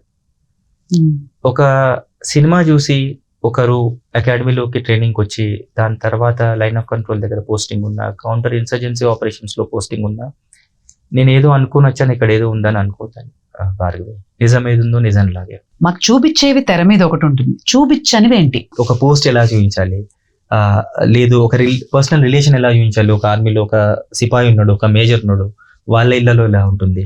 So it is a narration from someone which they are following because no movie maker can have a first hand experience of it. Like actors can do anything else to get into the role, but certainly cannot become a soldier for 10 years and experience. No one can do it. So చాలా విషయాలు అవుతుంటాయండి ఫీల్డ్లో, especially the hardships by the soldiers. ఇది ఎప్పుడు చూపించలేదు. To reach a post it takes, అంటే ఏ పోస్ట్లో అయితే ఒక సిపాయి అక్కడ కూర్చొని డ్యూటీ ఇస్తాడో ఆ పోస్ట్కి వెళ్ళడానికి 3 రోజులు 5 రోజులు నడవాల్సి వస్తుంటుంది. So when I say walking, it is not walking on a road or a pavement, it is walking in the harsh weather. Maybe the temperature -30 ఉండొచ్చు. మేబీ అతని భుజాల పైన ఒక 40 కిలోలు వెయిట్ ఉండొచ్చు. And it is very difficult to even survive there, live there. కానీ 4 రోజులు అక్కడ ఉండడము, దాని తర్వాత ఏ నెట్వర్క్ లేకపోవడము, మొబైల్ నెట్వర్క్, ఏ కనెక్షన్ ఎవరితో లేకపోవడము, big psychological isolation. They will be 6 people guarding a post. కంటి చూపు దూరంలో జనాభా కనపడదు. So you are living in a world where you cannot see anyone. It is very difficult to show this. అంటే ఆ వ్యక్తి, ఆ సిపాయి, ఆ హవల్దార్, ఆ యంగ్ కెప్టెన్ అనుభవించే ఆ సైకలాజికల్ ఐసోలేషన్ని ఒక వెండి తెరపైన చూపించడం చాలా కష్టం. They are handicapped in that. But maybe the movie maker should well in to more of it. దీని గురించి ఎక్కువ శ్రమించి, ఎక్కువ ఆలోచించి ఇట్లాంటివి కూడా తెరపైన చూపించాలి. నాకు 1, నాకు 2 అనే 2 పోస్టులు ఉండేవి కాశ్మీర్లో లైన్ ఆఫ్ కంట్రోల్ దగ్గర. ఆ పోస్ట్ పైన ఎక్కడానికి ఒక పెద్ద మహాభారతం. అంటే అక్కడ వెళ్ళడానికే వారం పడుతుంది. ఒక్కసారి ఆ పోస్ట్ పైన ఎక్కిన తర్వాత మళ్ళీ 3 నెలల వరకు కనీసం ఆ పోస్ట్ లో ఉన్న వాళ్ళు ఎవరు కిందికి రాలేరు. అందులో ఒక పోస్ట్ వరకే ఎవరైనా చేరుకోగలరు. రెండో post they are like 2 small peaks with steep gorge in between. So ఇంకో పోస్ట్కి వెళ్ళడానికి తాడు పైన పాకుతూనే వెళ్ళాలి. ఆ 150-200 మీటర్లు, వేరే దారి లేదు అక్కడికి. అక్కడికి వెళ్ళిన తర్వాత వాళ్ళ ఫుడ్ ప్రతిరోజు ఇక్కడ నుంచి చిన్న క్యాడిల్ పైన వెళ్తుంది. So it is very obvious అందులో ఏదైనా ఫుడ్ వెళ్తే అక్కడికి వెళ్ళే వరకు అది మంచు అయిపోతుందని. Now some day because of blizzards, snow storms ఆ తాడు దిగిపోతుంది. So it is 2 days, it takes 2 days or 3 days to do set things right. ఆ 3 రోజులు 4 రోజులు వాళ్ళు సర్వైవల్ రేషన్ పైనే ఉండాలి. నౌ మీరు అనొచ్చు ఇట్ ఈస్ ఫన్, ఉండడం ఏంటి, నేను కూడా చనాదిండి 4 రోజులు ఉంటానని. But you do it for 10 years the same thing, then maybe you understand the pain well. So today it is an adventure camp for you if you go and live in a tent or maybe eat survival ration and survive for 3 days. Imagine someone doing it every day through his life. ఎవరైతే 15 సంవత్సరాలు 20 సంవత్సరాలు అదే జీవితం బతకడం.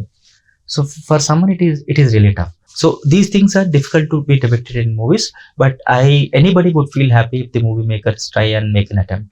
ఈ సినిమాలు వచ్చినప్పుడు దేశభక్తి పెరుగుతోందంటారా, లేదా ఇప్పుడు ఆర్మీకి గుర్తింపు వస్తోందంటారా? దేశభక్తి పెరుగుతోంది, గుర్తింపు కూడా పెరుగుతోంది. ఈ మూవీస్ చేయడం వల్ల జనం మధ్యలో, జనం ఆలోచనల్లో చాలా మార్పు వచ్చింది. జనం ఆ విధంగా ఆలోచించడం మొదలు పెట్టారు.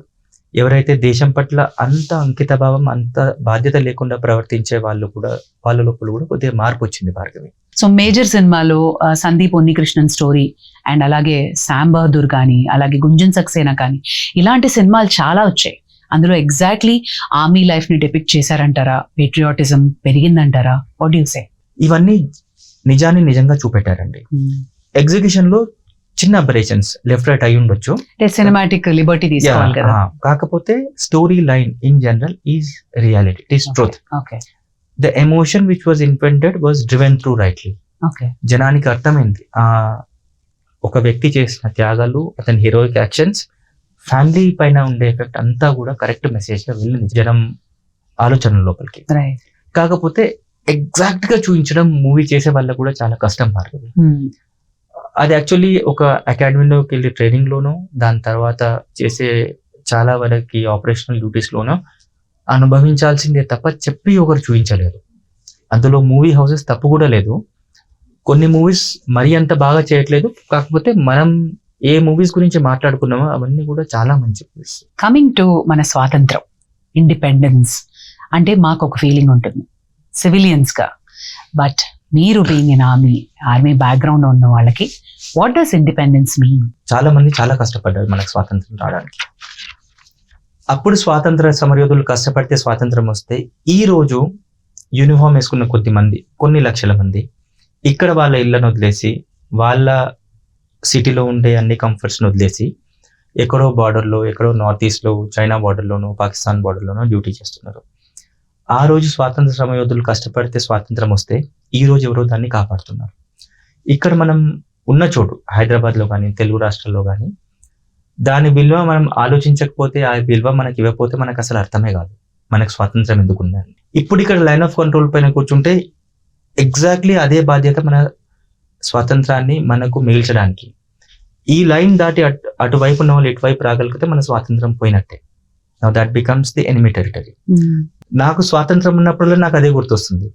స్వాతంత్రం ఎందుకు ఉంది అంటే అక్కడ ఎవరో పని చేస్తున్నారు. ఒకప్పుడు నేను చేశాను, 2 ఏళ్ల కింద నేను రిటైర్ అయ్యాను. ఇప్పుడు ఎవరో చేస్తున్నారు, 10 ఏళ్ల తర్వాత కూడా ఎవరో చేస్తారు. నా దృష్టిలో స్వాతంత్రం సెలబ్రేషన్ కంటే కూడా వాళ్ళ పడే కష్టం, వాళ్ళు చేసిన త్యాగాలు నాకు ఎక్కువ గుర్తొస్తాయి. నేను చేసిన త్యాగాలు నా నిజ జీవితంలో. ఆ రోజు నేను ఏ రోజుల్లో అక్కడ ఉన్నాను, నేను నా ఫ్యామిలీకి దూరంగా ఉన్నాను. 20 సంవత్సరాల నుంచి మించుగా ఎప్పుడు కూడా నేను మన ఇంటికి దగ్గరలో ఎప్పుడు పోస్టెడ్ ఉండట్లేదండి. Same is with everyone else who is doing. I'm talking about even the last rank youngest junior most sepoy also. So for me independence is that. Independence, I connect with people who are still sacrificing, would sacrifice in the future also. My grandfather worked for the police department. Okay. మాకు కూర్చోబెట్టి కథలన్నీ చెప్పేవారు. Like మనకి స్వాతంత్రం ఎలా వచ్చింది, మన freedom fighters ఎవరు. రాను రాను అది బుక్స్లలో 1-2 స్టోరీస్ వస్తుంటాయి. బట్ ఇప్పుడున్న సినారియోలో I feel are we taking independence for granted? It's been restricted to either WhatsApp statuses, maybe TikToks, maybe in the absence of TikToks, Insta, unfortunately. స్వాతంత్రం గురించి పడ్డ కష్టం ఎవరికి తెలియదు, స్వాతంత్రాన్ని నిలుపుకోవడానికి జనం చేసే త్యాగాలు ఎవరికి తెలియదు. ఆబ్వియస్లీ ఇవి తెలియనప్పుడు వాళ్ళు దాని పట్ల ఎక్కువ గౌరవం కూడా ఎవరికి మిగలట్లేదండి. Now it is noticed in the behaviour of the people who actually value the independence. The behavior changes for good. They try to take ownership of everything which is seen, because they probably realize if we are not independent, we probably won't be having this freedom which we are enjoying today. You won't see people spitting on the roads. You won't see people driving on the wrong roads. You won't see people jumping the traffic signals. You won't see people misbehaving with women. That sense is not prevailing. That we have something great called independence, and we need to protect it day in and day out. It doesn't naturally prevail. Yes, there is a bigger chunk of the population, they really love the country. I as a soldier enjoyed that love and respect wherever I go. Many get, but a smaller chunk, maybe some percentage, 20, 30, whatever, they lack this for sure. And the bigger chunk which I was talking about, వాళ్ళకు కూడా ఇంకా చాలా బాధ్యత ఉందండి.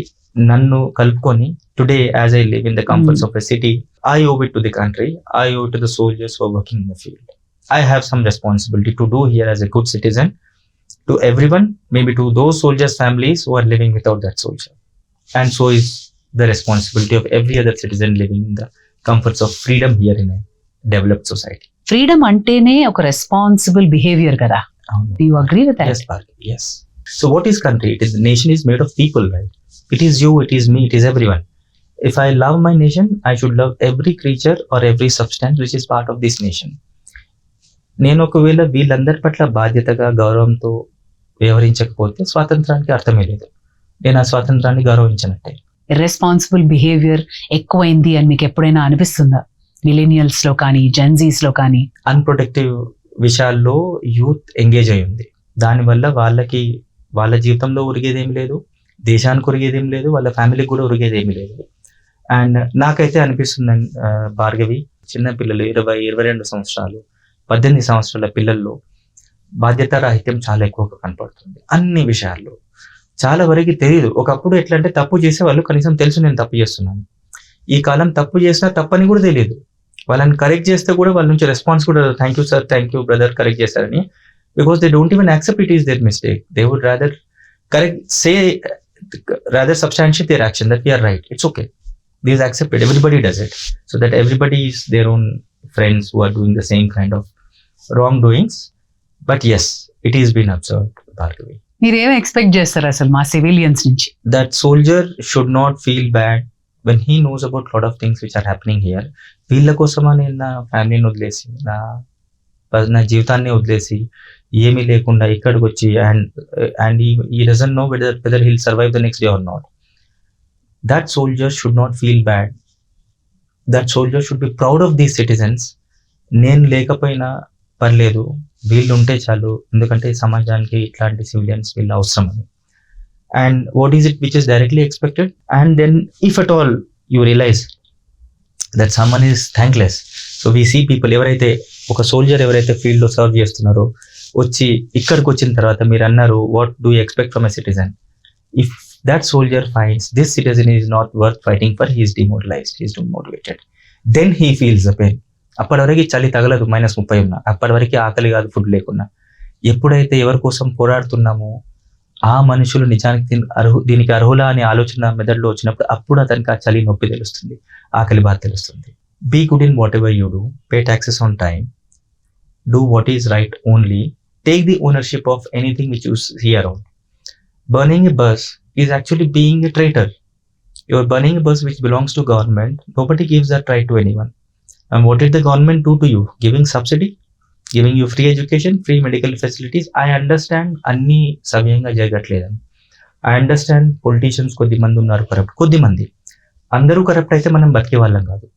దురదృష్టవశాత్తు కొద్ది మంది ఉంటారు, కొన్ని సవ్యంగా జరగకపోవచ్చు. కానీ ప్రతి ఒక్కరూ బాధ్యతగా తీసుకొని ఎవరు తప్పు చేసినా సరే నేను మాత్రం కరెక్ట్ అనుకున్నదే చేస్తాను, నేను మాత్రం సరైన దారిలో నడుస్తాను అని ఓనర్షిప్ ప్రతి సిటిజన్ తీసుకోవాలని నేను అనుకుంటాను. దేశభక్తి విషయంలో పేట్రియాటిజం తగ్గిందంటారా జనాల్లో?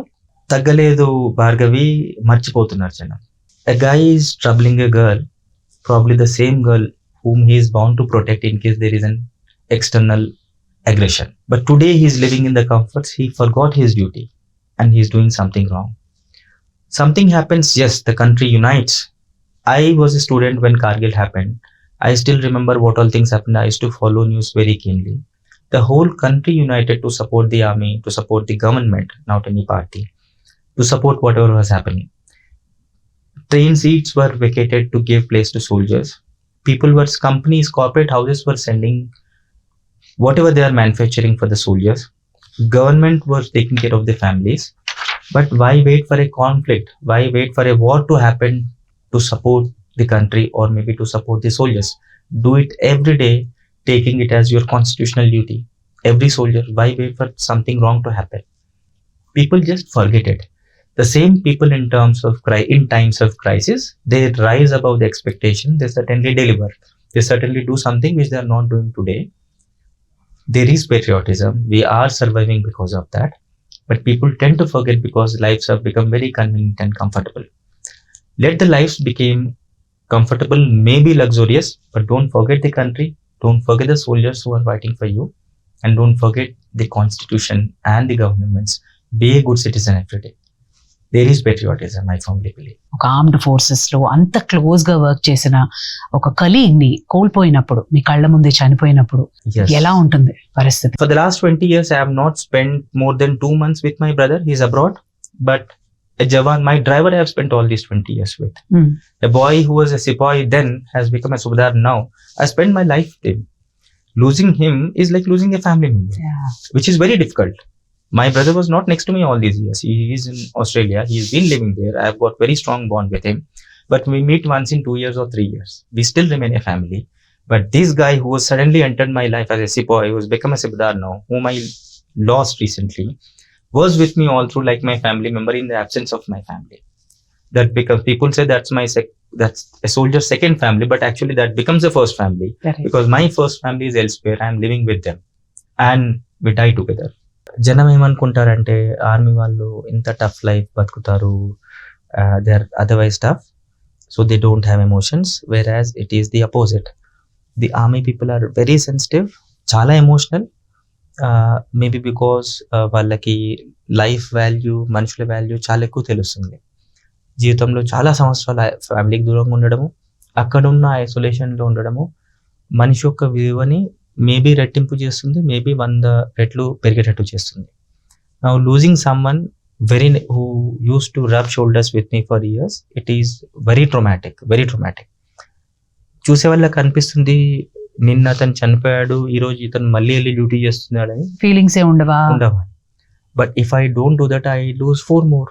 Maybe I lose you also as a civilian. As I said, duty comes first, irrespective of he dies, I die or someone else dies. మీకు అలా జరిగిందా? How did you take it? It is very common in field. ఇప్పుడు ప్రతిరోజు line of control దగ్గర fire అయినప్పుడు, so some day every bullet is meant to kill someone and everybody's turn or everybody has a name written on some bullet. Lot of lives gone, unfortunately, some very close, of course, and I mean those instances can never be forgotten the whole life.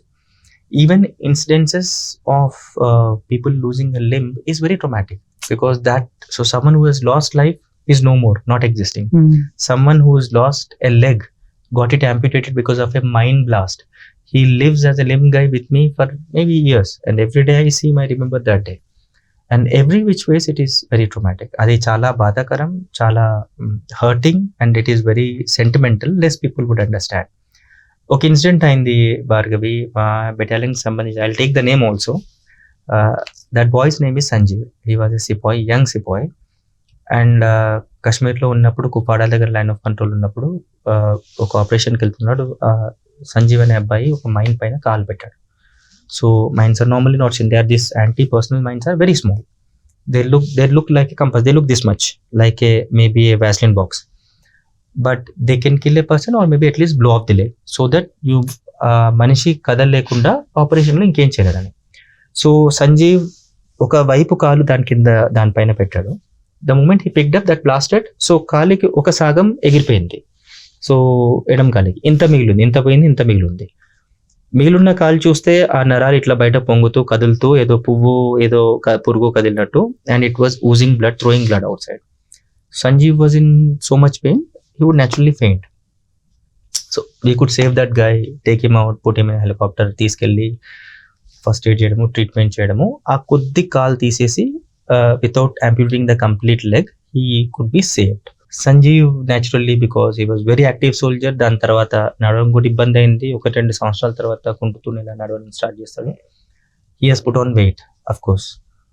నా on the flip side, I told, మీకు చెప్పాను చాలా యంగ్ అని, 21-22 అప్పుడు age సంజీవ్ది. Sanjeev has to marry someone.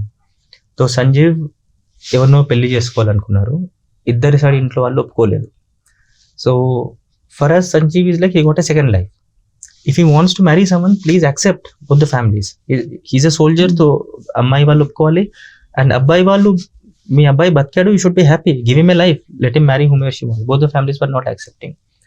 Sanjeev has come to the battalion, he has approached the officers, sir itla నేను ఎవరినో పెళ్లి చేసుకోవాలను చేయించట్లేదని. And as I said, army, regiment, battalion, we are with every single soldier, ఏదైనా కూడా. We got that lady to our battalion, సర్వధర్మస్థలు చెప్పాను కదా, అందులో కూర్చోబెట్టి 2 పెళ్లిళ్ళు చేసాము, వాళ్ళిద్దరికి పెళ్లి చేసాము. మంత్రాలు చదివింది వీళ్ళిద్దరు హిందూస్, మంత్రాలు చదివింది ఒక హిందూ పండిత్, వాళ్ళు ఆర్టీ చేసేవాడు, రిలీజియస్ టీచర్, అండ్ ఒక సిక్ మత గురు. ఇద్దరు కలిసి మంత్రాలు చదివారు, పెళ్లి చేసుకున్నారు, అయిపోయింది. That guys a havildar no still serving, is happy. Incidents do happen, trauma does happen, but we take care of the people who are alive, take care of the families who is not alive, and we are still taking care of the people, the families who lost their husbands years ago, 17-18 years ago. I know the history of their family because we are all duty bound to take care of the families who lost their lives. ఫ్యామిలీలో ఒక person who is working in an army చనిపోయిన తర్వాత it takes a toll on entire family. అన్నా కానీ అలాంటి వాళ్ళు కూడా మళ్ళీ వాళ్ళ సన్ని రైజ్ చేసి మళ్ళీ ఆర్మీలోకి పంపించడం, ఇదంతా చూస్తుంటే ఎమోషనలీ చాలా బరువుగా మాకు అనిపిస్తుంది. Yes, Bhargavi. You being in army ఎలా అనిపిస్తుంది మీకు? If I am holding a weapon in my hand, I should be ready to get shot. If I have a weapon which I can kill someone, then I should be ready to be shot by someone. The game is equal, the battlefield is leveled. The day I picked up the profession of arms, I know I might die an abrupt death. I'm lucky to be sitting here in front of you, but I saw many of my comrades losing lives, and some day could be mine, some bullet could be mine. I survived, lucky few survived, not so lucky many have become martyrs today. The toughest part was facing a martyr's wife.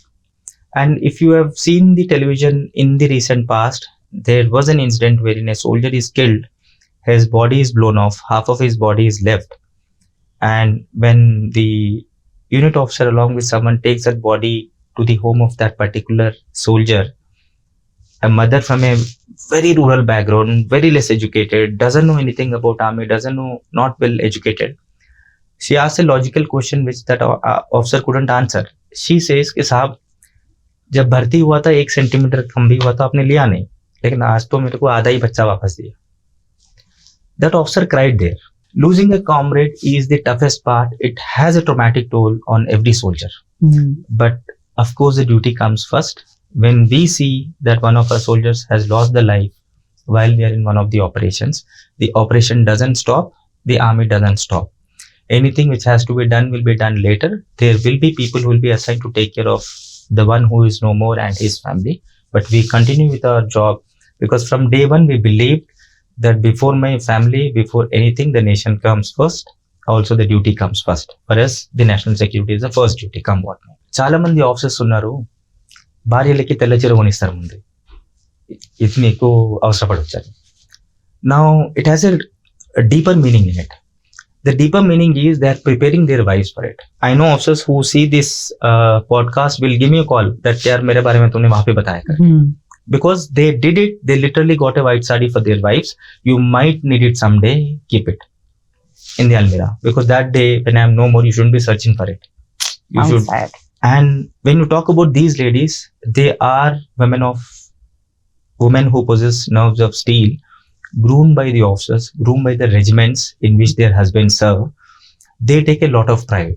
No woman wants to be a widow and no woman wants to lose the husband. But they know it is for a bigger abode. Their husbands are meant for a noble cause or for a noble job, wherein in case the sacrifice is required, these women are ready. And nobody wants it in the first go. But if it happens, they take pride in sending their own kid, a girl or a boy, also into the army. And there are many widows who joined army after their husband's demise. There are tens of cases, you can see it on the internet. Husband is martyred in one of the operations. Within next 6 months, that woman clears the exam, she clears the interview, she's in the academy, she puts on the uniform, she lives his life when he is no more. And it is majorly because of the grooming by the officers and the regimentation and the regiments in which their officers serve. And they instill this kind of a pride and sense of courage in their kids ever since day one. It is done by the officers themselves and also the wives. And I am wrong if I use the word officers. It is every soldier, a sepoy or a general, everybody does it as a matter of duty. పిల్లల్లో కూడా చిన్నతనం నుంచి ఆ values ని ఎలా inculcate చేస్తారు? From day one, if I choose to put good values in my child's brain, her thoughts or his thoughts, do good in your studies, do good for the society, take care of the weaker people, take care of the people who are younger to you, smaller to you, poorer to you, always help others, be very proud about your country, think about contributing to the society or to the nation, align your interest with the interest of the governance, or I'm not talking about any political party, I'm talking about the government, the nation, the constitution rather. Yeah. If and from the day when if I choose to give that to the kid, obviously that kid, when he or she grows up, he or she would be thinking the same what I'm thinking today. It naturally appears that that kid is being groomed well, and they absolutely do well in lives also. All of the kids you will see. Fauji kids చాలా independent గా ఉంటారు, at the same time they very very attach to the family members Yeah. Than the other kids. Yes. ఎందుకలా? ఒకటి తండ్రి గురించి తెలుసు, తండ్రి చేసే పని ఏంటో అని, అండ్ టీవీలో చూస్తుంటారు, చదువుతుంటారు, and the neighbours also say your father is in army, he's a havildar, he's a subedar, he's a lieutenant colonel, he's doing a great job. They take lot of pride in listening to that. తండ్రి దగ్గర ఎక్కువ time spend చేసే అవకాశం కూడా వీళ్ళ దగ్గరకు ఉండదు. ఉన్న కొద్ది సమయం బాండింగ్ అని కన్వర్ట్ అవుతుంది. అండ్ దెన్ దే న్యాచురల్లీ పెద్దగా అయినప్పుడు 10 సంవత్సరాలు 12 సంవత్సరాలు ఉన్నప్పుడు, because of their exposure to the society, వాళ్ళకి అర్థమవుతుంది మా నాన్న చేసేది చాలా నోబుల్ పని, చాలా మంచి పని, he deserve some respect and some love, and naturally attachment and love build అవుతుంది.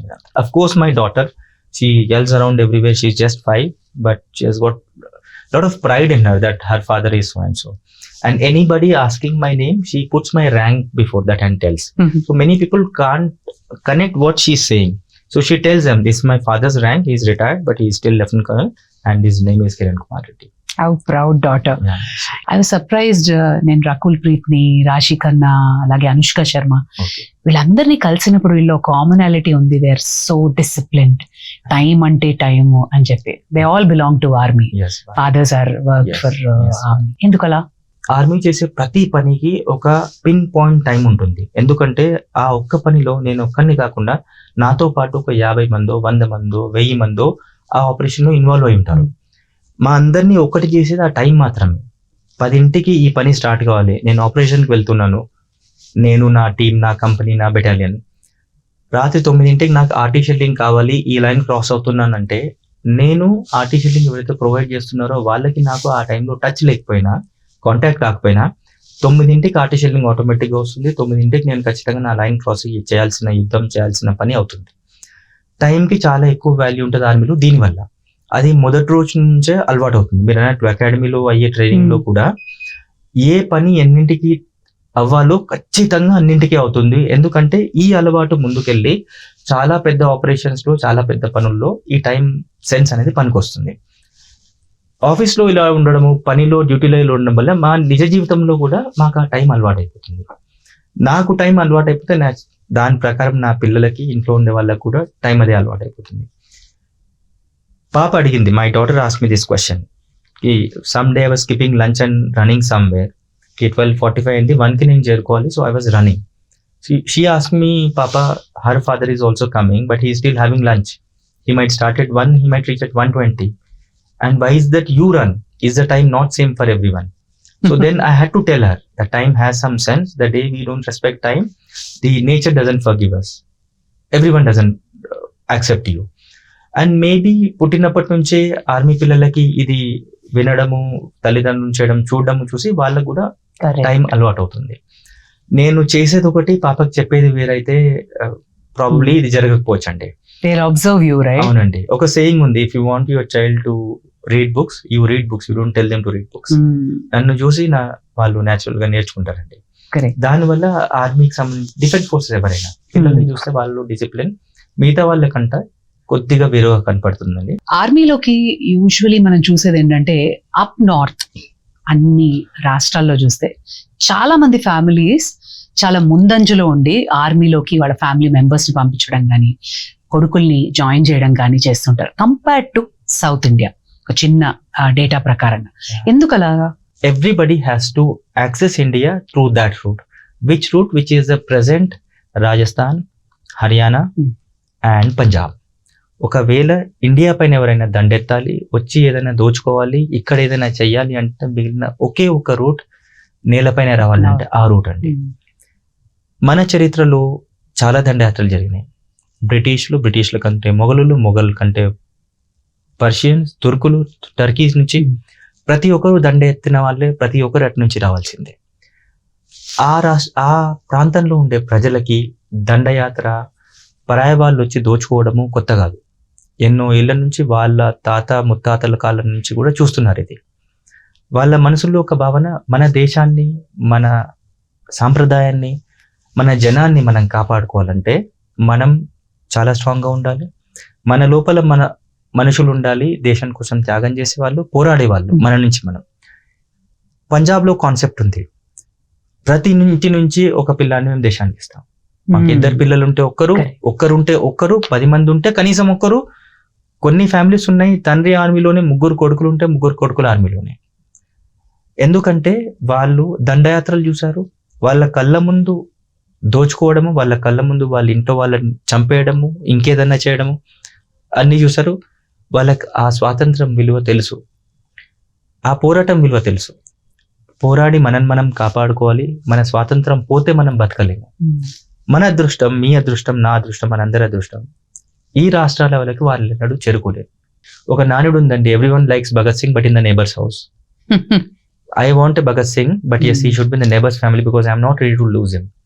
బట్ ఇది ఆ ప్రాంతంలో జరగదు. ఎందుకంటే ఒక ఊర్లో 100 మంది ఉంటే 100 మంది 100 పిల్లల్ని దేశానికి ఇస్తే ఆ ఊరు మిగులుతుంది, దేశం మిగులుతుంది అనే భావన అక్కడ మొదటి నుంచే ఉంది. This has come down as a lineage. This is not something taught in the classroom. It is a life lesson for them learned over hundreds of years. So, అక్కడ ఆర్మీలోకి కాంట్రిబ్యూషన్ చాలా ఎక్కువ ఉంటుందండి. Now there is some technical term called RMP, recruitable male population, be it Telangana, Andhra Pradesh, Kerala, Karnataka or Tamil Nadu. But this sponsorship, the number of soldiers going from each house or each family is very low in South. Because maybe unfortunately the southern families don't take it as a pride to send a soldier in the army, maybe because they don't know the value of what it means to fight for the country, what it means to contribute to that war which is waged to protect oneself. ఈ ప్రాంతంలో ఆ భావన చాలా ఎక్కువ అండి. అందుకే అక్కడ ప్రతి తల్లి త్యాగం చేయడానికి రెడీగా ఉంటుంది, ప్రతి తండ్రి తన కొడుకుని కానీ కూతుర్ని కానీ ఆర్మీ, నేవీ, ఎయిర్ ఫోర్స్ లో పంపించడానికి రెడీగా ఉంటారు. మీకంటూ పుట్టి పెరిగి ఒక ఊరు ఉంటుంది, ఒక భాష ఉంటుంది, ఒక కల్చర్ ఉంటుంది. But when you are posted in that particular regiment, ఆ ఐడెంటిటీనే మార్చేసుకునే రేంజ్కి మీరు మారిపోతారంటే ఎంత దేశభక్తి ఉండాలి, ఎంత మోటివేషన్ ఉండాలి. Tell us about regiment culture. Tribal area నుంచి, ఒక రూరల్ ఏరియా నుంచి ఒక వ్యక్తిని తీసుకొచ్చి అతనికి రాజ్యాంగం కోసం పోరాడు, కాన్స్టిట్యూషన్ కోసం పోరాడు అంటే అతనికి అర్థమయ్యేది కాదు. I'm really not sure whether they would understand what is the importance of the national flag also. Then came this thing, regimentation, the cause for an individual to fight for. ఒక వ్యక్తి వెంకటేశ్వర స్వామిని పూజిస్తే దేశం గురించి తెలిసినా తెలియకపోయినా, రాజ్యాంగం గురించి తెలిసినా తెలియకపోయినా వెంకటేశ్వర స్వామి గురించి తెలుసు. ఆ పూజించేది కనకదుర్గ సపోజ్, ఆమె గురించి తెలుసు.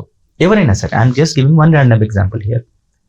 Regiments have chosen people and united them by one single thought. So a Madras regiment is a group of people from Madras, maybe that area, then Madras state. Madras was a state erstwhile. అక్కడ నుంచి తీసుకొచ్చి ఆ ఒక్క common cause కోసం, వాళ్ళందరూ నమ్మిన దానికోసం పోరాడేటట్టు వాళ్ళని దగ్గర తీసుకొచ్చి వాళ్ళని ట్రైన్ చేసి వాళ్ళని సోల్జర్ చేశారు. Same with Dogra regiment, they have a different faith system. Marathas worship Chhatrapati Shivaji, fight for Chhatrapati Shivaji. Are you not a descendant of Chhatrapati Shivaji? Do you don't worship Chhatrapati Shivaji? Anybody's blood would boil. Raktam marutundi antaru kadandi. So this was the cause. So regiments were made like that. ప్రతి ఒక్కటి మీ కింద చాలా చెప్పిన Assam regiment ఉందండి, ఇంకోటి Naga regiment, Gorkha regiments. ఒక ప్రాంతం వాళ్ళని తీసుకొచ్చి ఆ ఏ నమ్మకం అయితే వాళ్ళని యునైట్ చేస్తుందో ఆ ఫెయిత్ సిస్టమ్ తో వాళ్ళని ఒకటి చేయడం. So that is the jawans part of it. Now the officers cannot be from that particular place. So officers come from other places. They'll be posted Yeah, there can be a Madrasi in Madras regiment, a Madrasi. Okay. There can be an Assamese guy in Assam regiment, but to a limitation. ఎవరైతే officer, south Indian officer, suppose A Reddy from Hyderabad, అతను ఒకవేళ ఒక గోర్ఖా రెజిమెంట్లోకి వెళ్తే అతను గోర్ఖాలి నేర్చుకుంటాడు, గోర్ఖాస్ భాష మాట్లాడే భాష మాట్లాడతారు, వాళ్ళు పూజించే దేవతను పూజిస్తారు, వాళ్ళు తినే తిండి తింటారు, వాళ్ళు బ్రతికే బ్రతుకుతారు. ఆ రోజు నుంచి అతని గుర్తింపు, అతని జీవితం Gorkha regiment and Gorkhali. Identity మారిపోయింది. It is gone forever. That's a personal thing. When I come home I might do anything. The officer lives the life of his battalion or his regiment. The regimentation, the importance. Now these Gorkhalis, the Gorkha guys, they know ఇతను is Reddy from South Indian, Hyderabad నుంచి వచ్చాడు. మన కోసం ఇక్కడికి వచ్చి మనం తినే తిండి మన తింటాడు, భాష మనం సంస్కృతి. భాష మాట్లాడతాడు, మన సంస్కృతిని అనుసరిస్తాడు, మన నమ్మకాలను నమ్ముతాడు. ఇతను 25 సంవత్సరాలు ఎక్కడ ఉండి 23 సంవత్సరాలు ఈ రోజు ఇక్కడికి వచ్చి మనం నమ్మిందే నమ్ముతాడు, మనం చేసిందే చేస్తాడు, మనం పూజించిందే పూజిస్తాడు. Those people are ready to die for that officer. Now constitution apart, the national flag apart, they are ready to live or die for that single person who is their leader, which the regimentation binds. Now, all this is possible the system is called regimentation, what we do, battalions. So is with everyone else. So now regimentation has got one more part of it, the worship place. I just said ki వాళ్ళు పూజించేదే మేము పూజిస్తాము, వాళ్ళకున్న భక్తే మా భక్తి అని. Okay. So there is a place called Sarva Dharma Sthal in every army unit, be it a regiment, battalion or any other army location. సర్వధర్మ స్థలం ఎందుకు అంటారంటే అక్కడ ఏ కులానికి ఏ మతానికి సంబంధించిన దేవుడు అనే లేదు, కాన్సెప్టే లేదు. Anybody can come and worship anyone. ఒకే దగ్గర you can see Allah also, you can see Jesus also, you can see maybe మా Kanakadurga Lord Venkateswara Swamy, or you can see the Guru Granth Sahib also. Now a Muslim who gets an officer who gets commissioned into a Gorkha regiment or maybe an Assam regiment doesn't forget his relation with his own God, but he worships the same God which his regiment worships. ఇది కూడా ఒక విచిత్రమైన question చాలా మంది అడుగుతారు. యుద్ధం border లో అవుతుంటే హైదరాబాద్ లో ఏం చేస్తున్నారు ఆర్మీ వాళ్ళు ఎక్కడ కనపడతారు?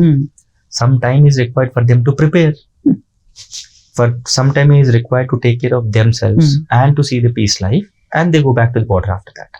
It was wonderful talking to you, Lieutenant Colonel Kiran garu. Before we sign off, what is the one message you want to tell to all our viewers? I think the toughest question. So instead of talking too much, I want to say something which I've been hearing as a kid, which I still believe in our Telugu.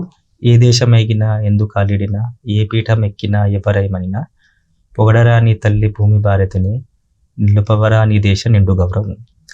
It is because these few lines sum up everything. These lines talk about wherever you go, it's a message for the expatriates also. ఈ పాట రాసినప్పుడు అప్పుడు మన దేశం నుంచి బయటికి వెళ్ళే ఇంతమంది ఎక్స్పాట్స్ లేరు, ఎన్ఆర్ఐస్ లేరు. But it was a generic message sent to everyone. Wherever you go, whatever you do not do anything which will bring your country to disrepute.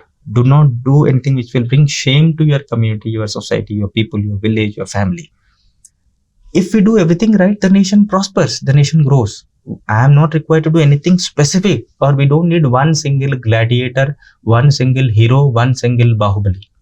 The world doesn't work on single heroic characters.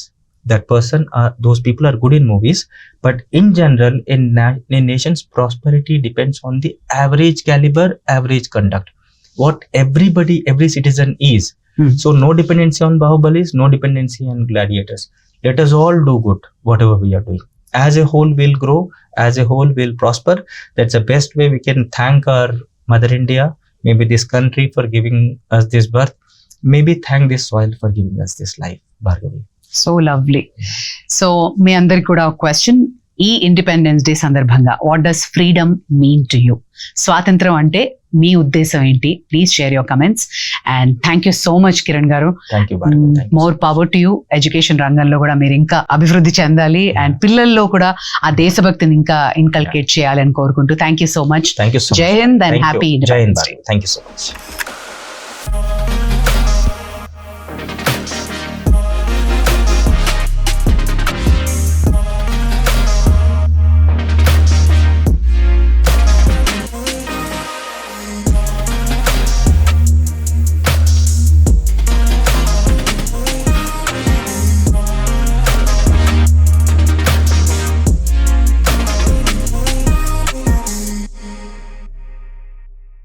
మనం అదిరిపోయే బట్టలు వేసుకొని కిరాకున్నావు మామ. చాందా చాందా చాందా బోల్ రే. Quality best, బెస్టర్, bestest, rate తక్కువ తక్కువెస్ట్. పండగ కాకపోయినా KLM లో ప్రతిరోజు పండగే. 365 days ఆఫర్స్.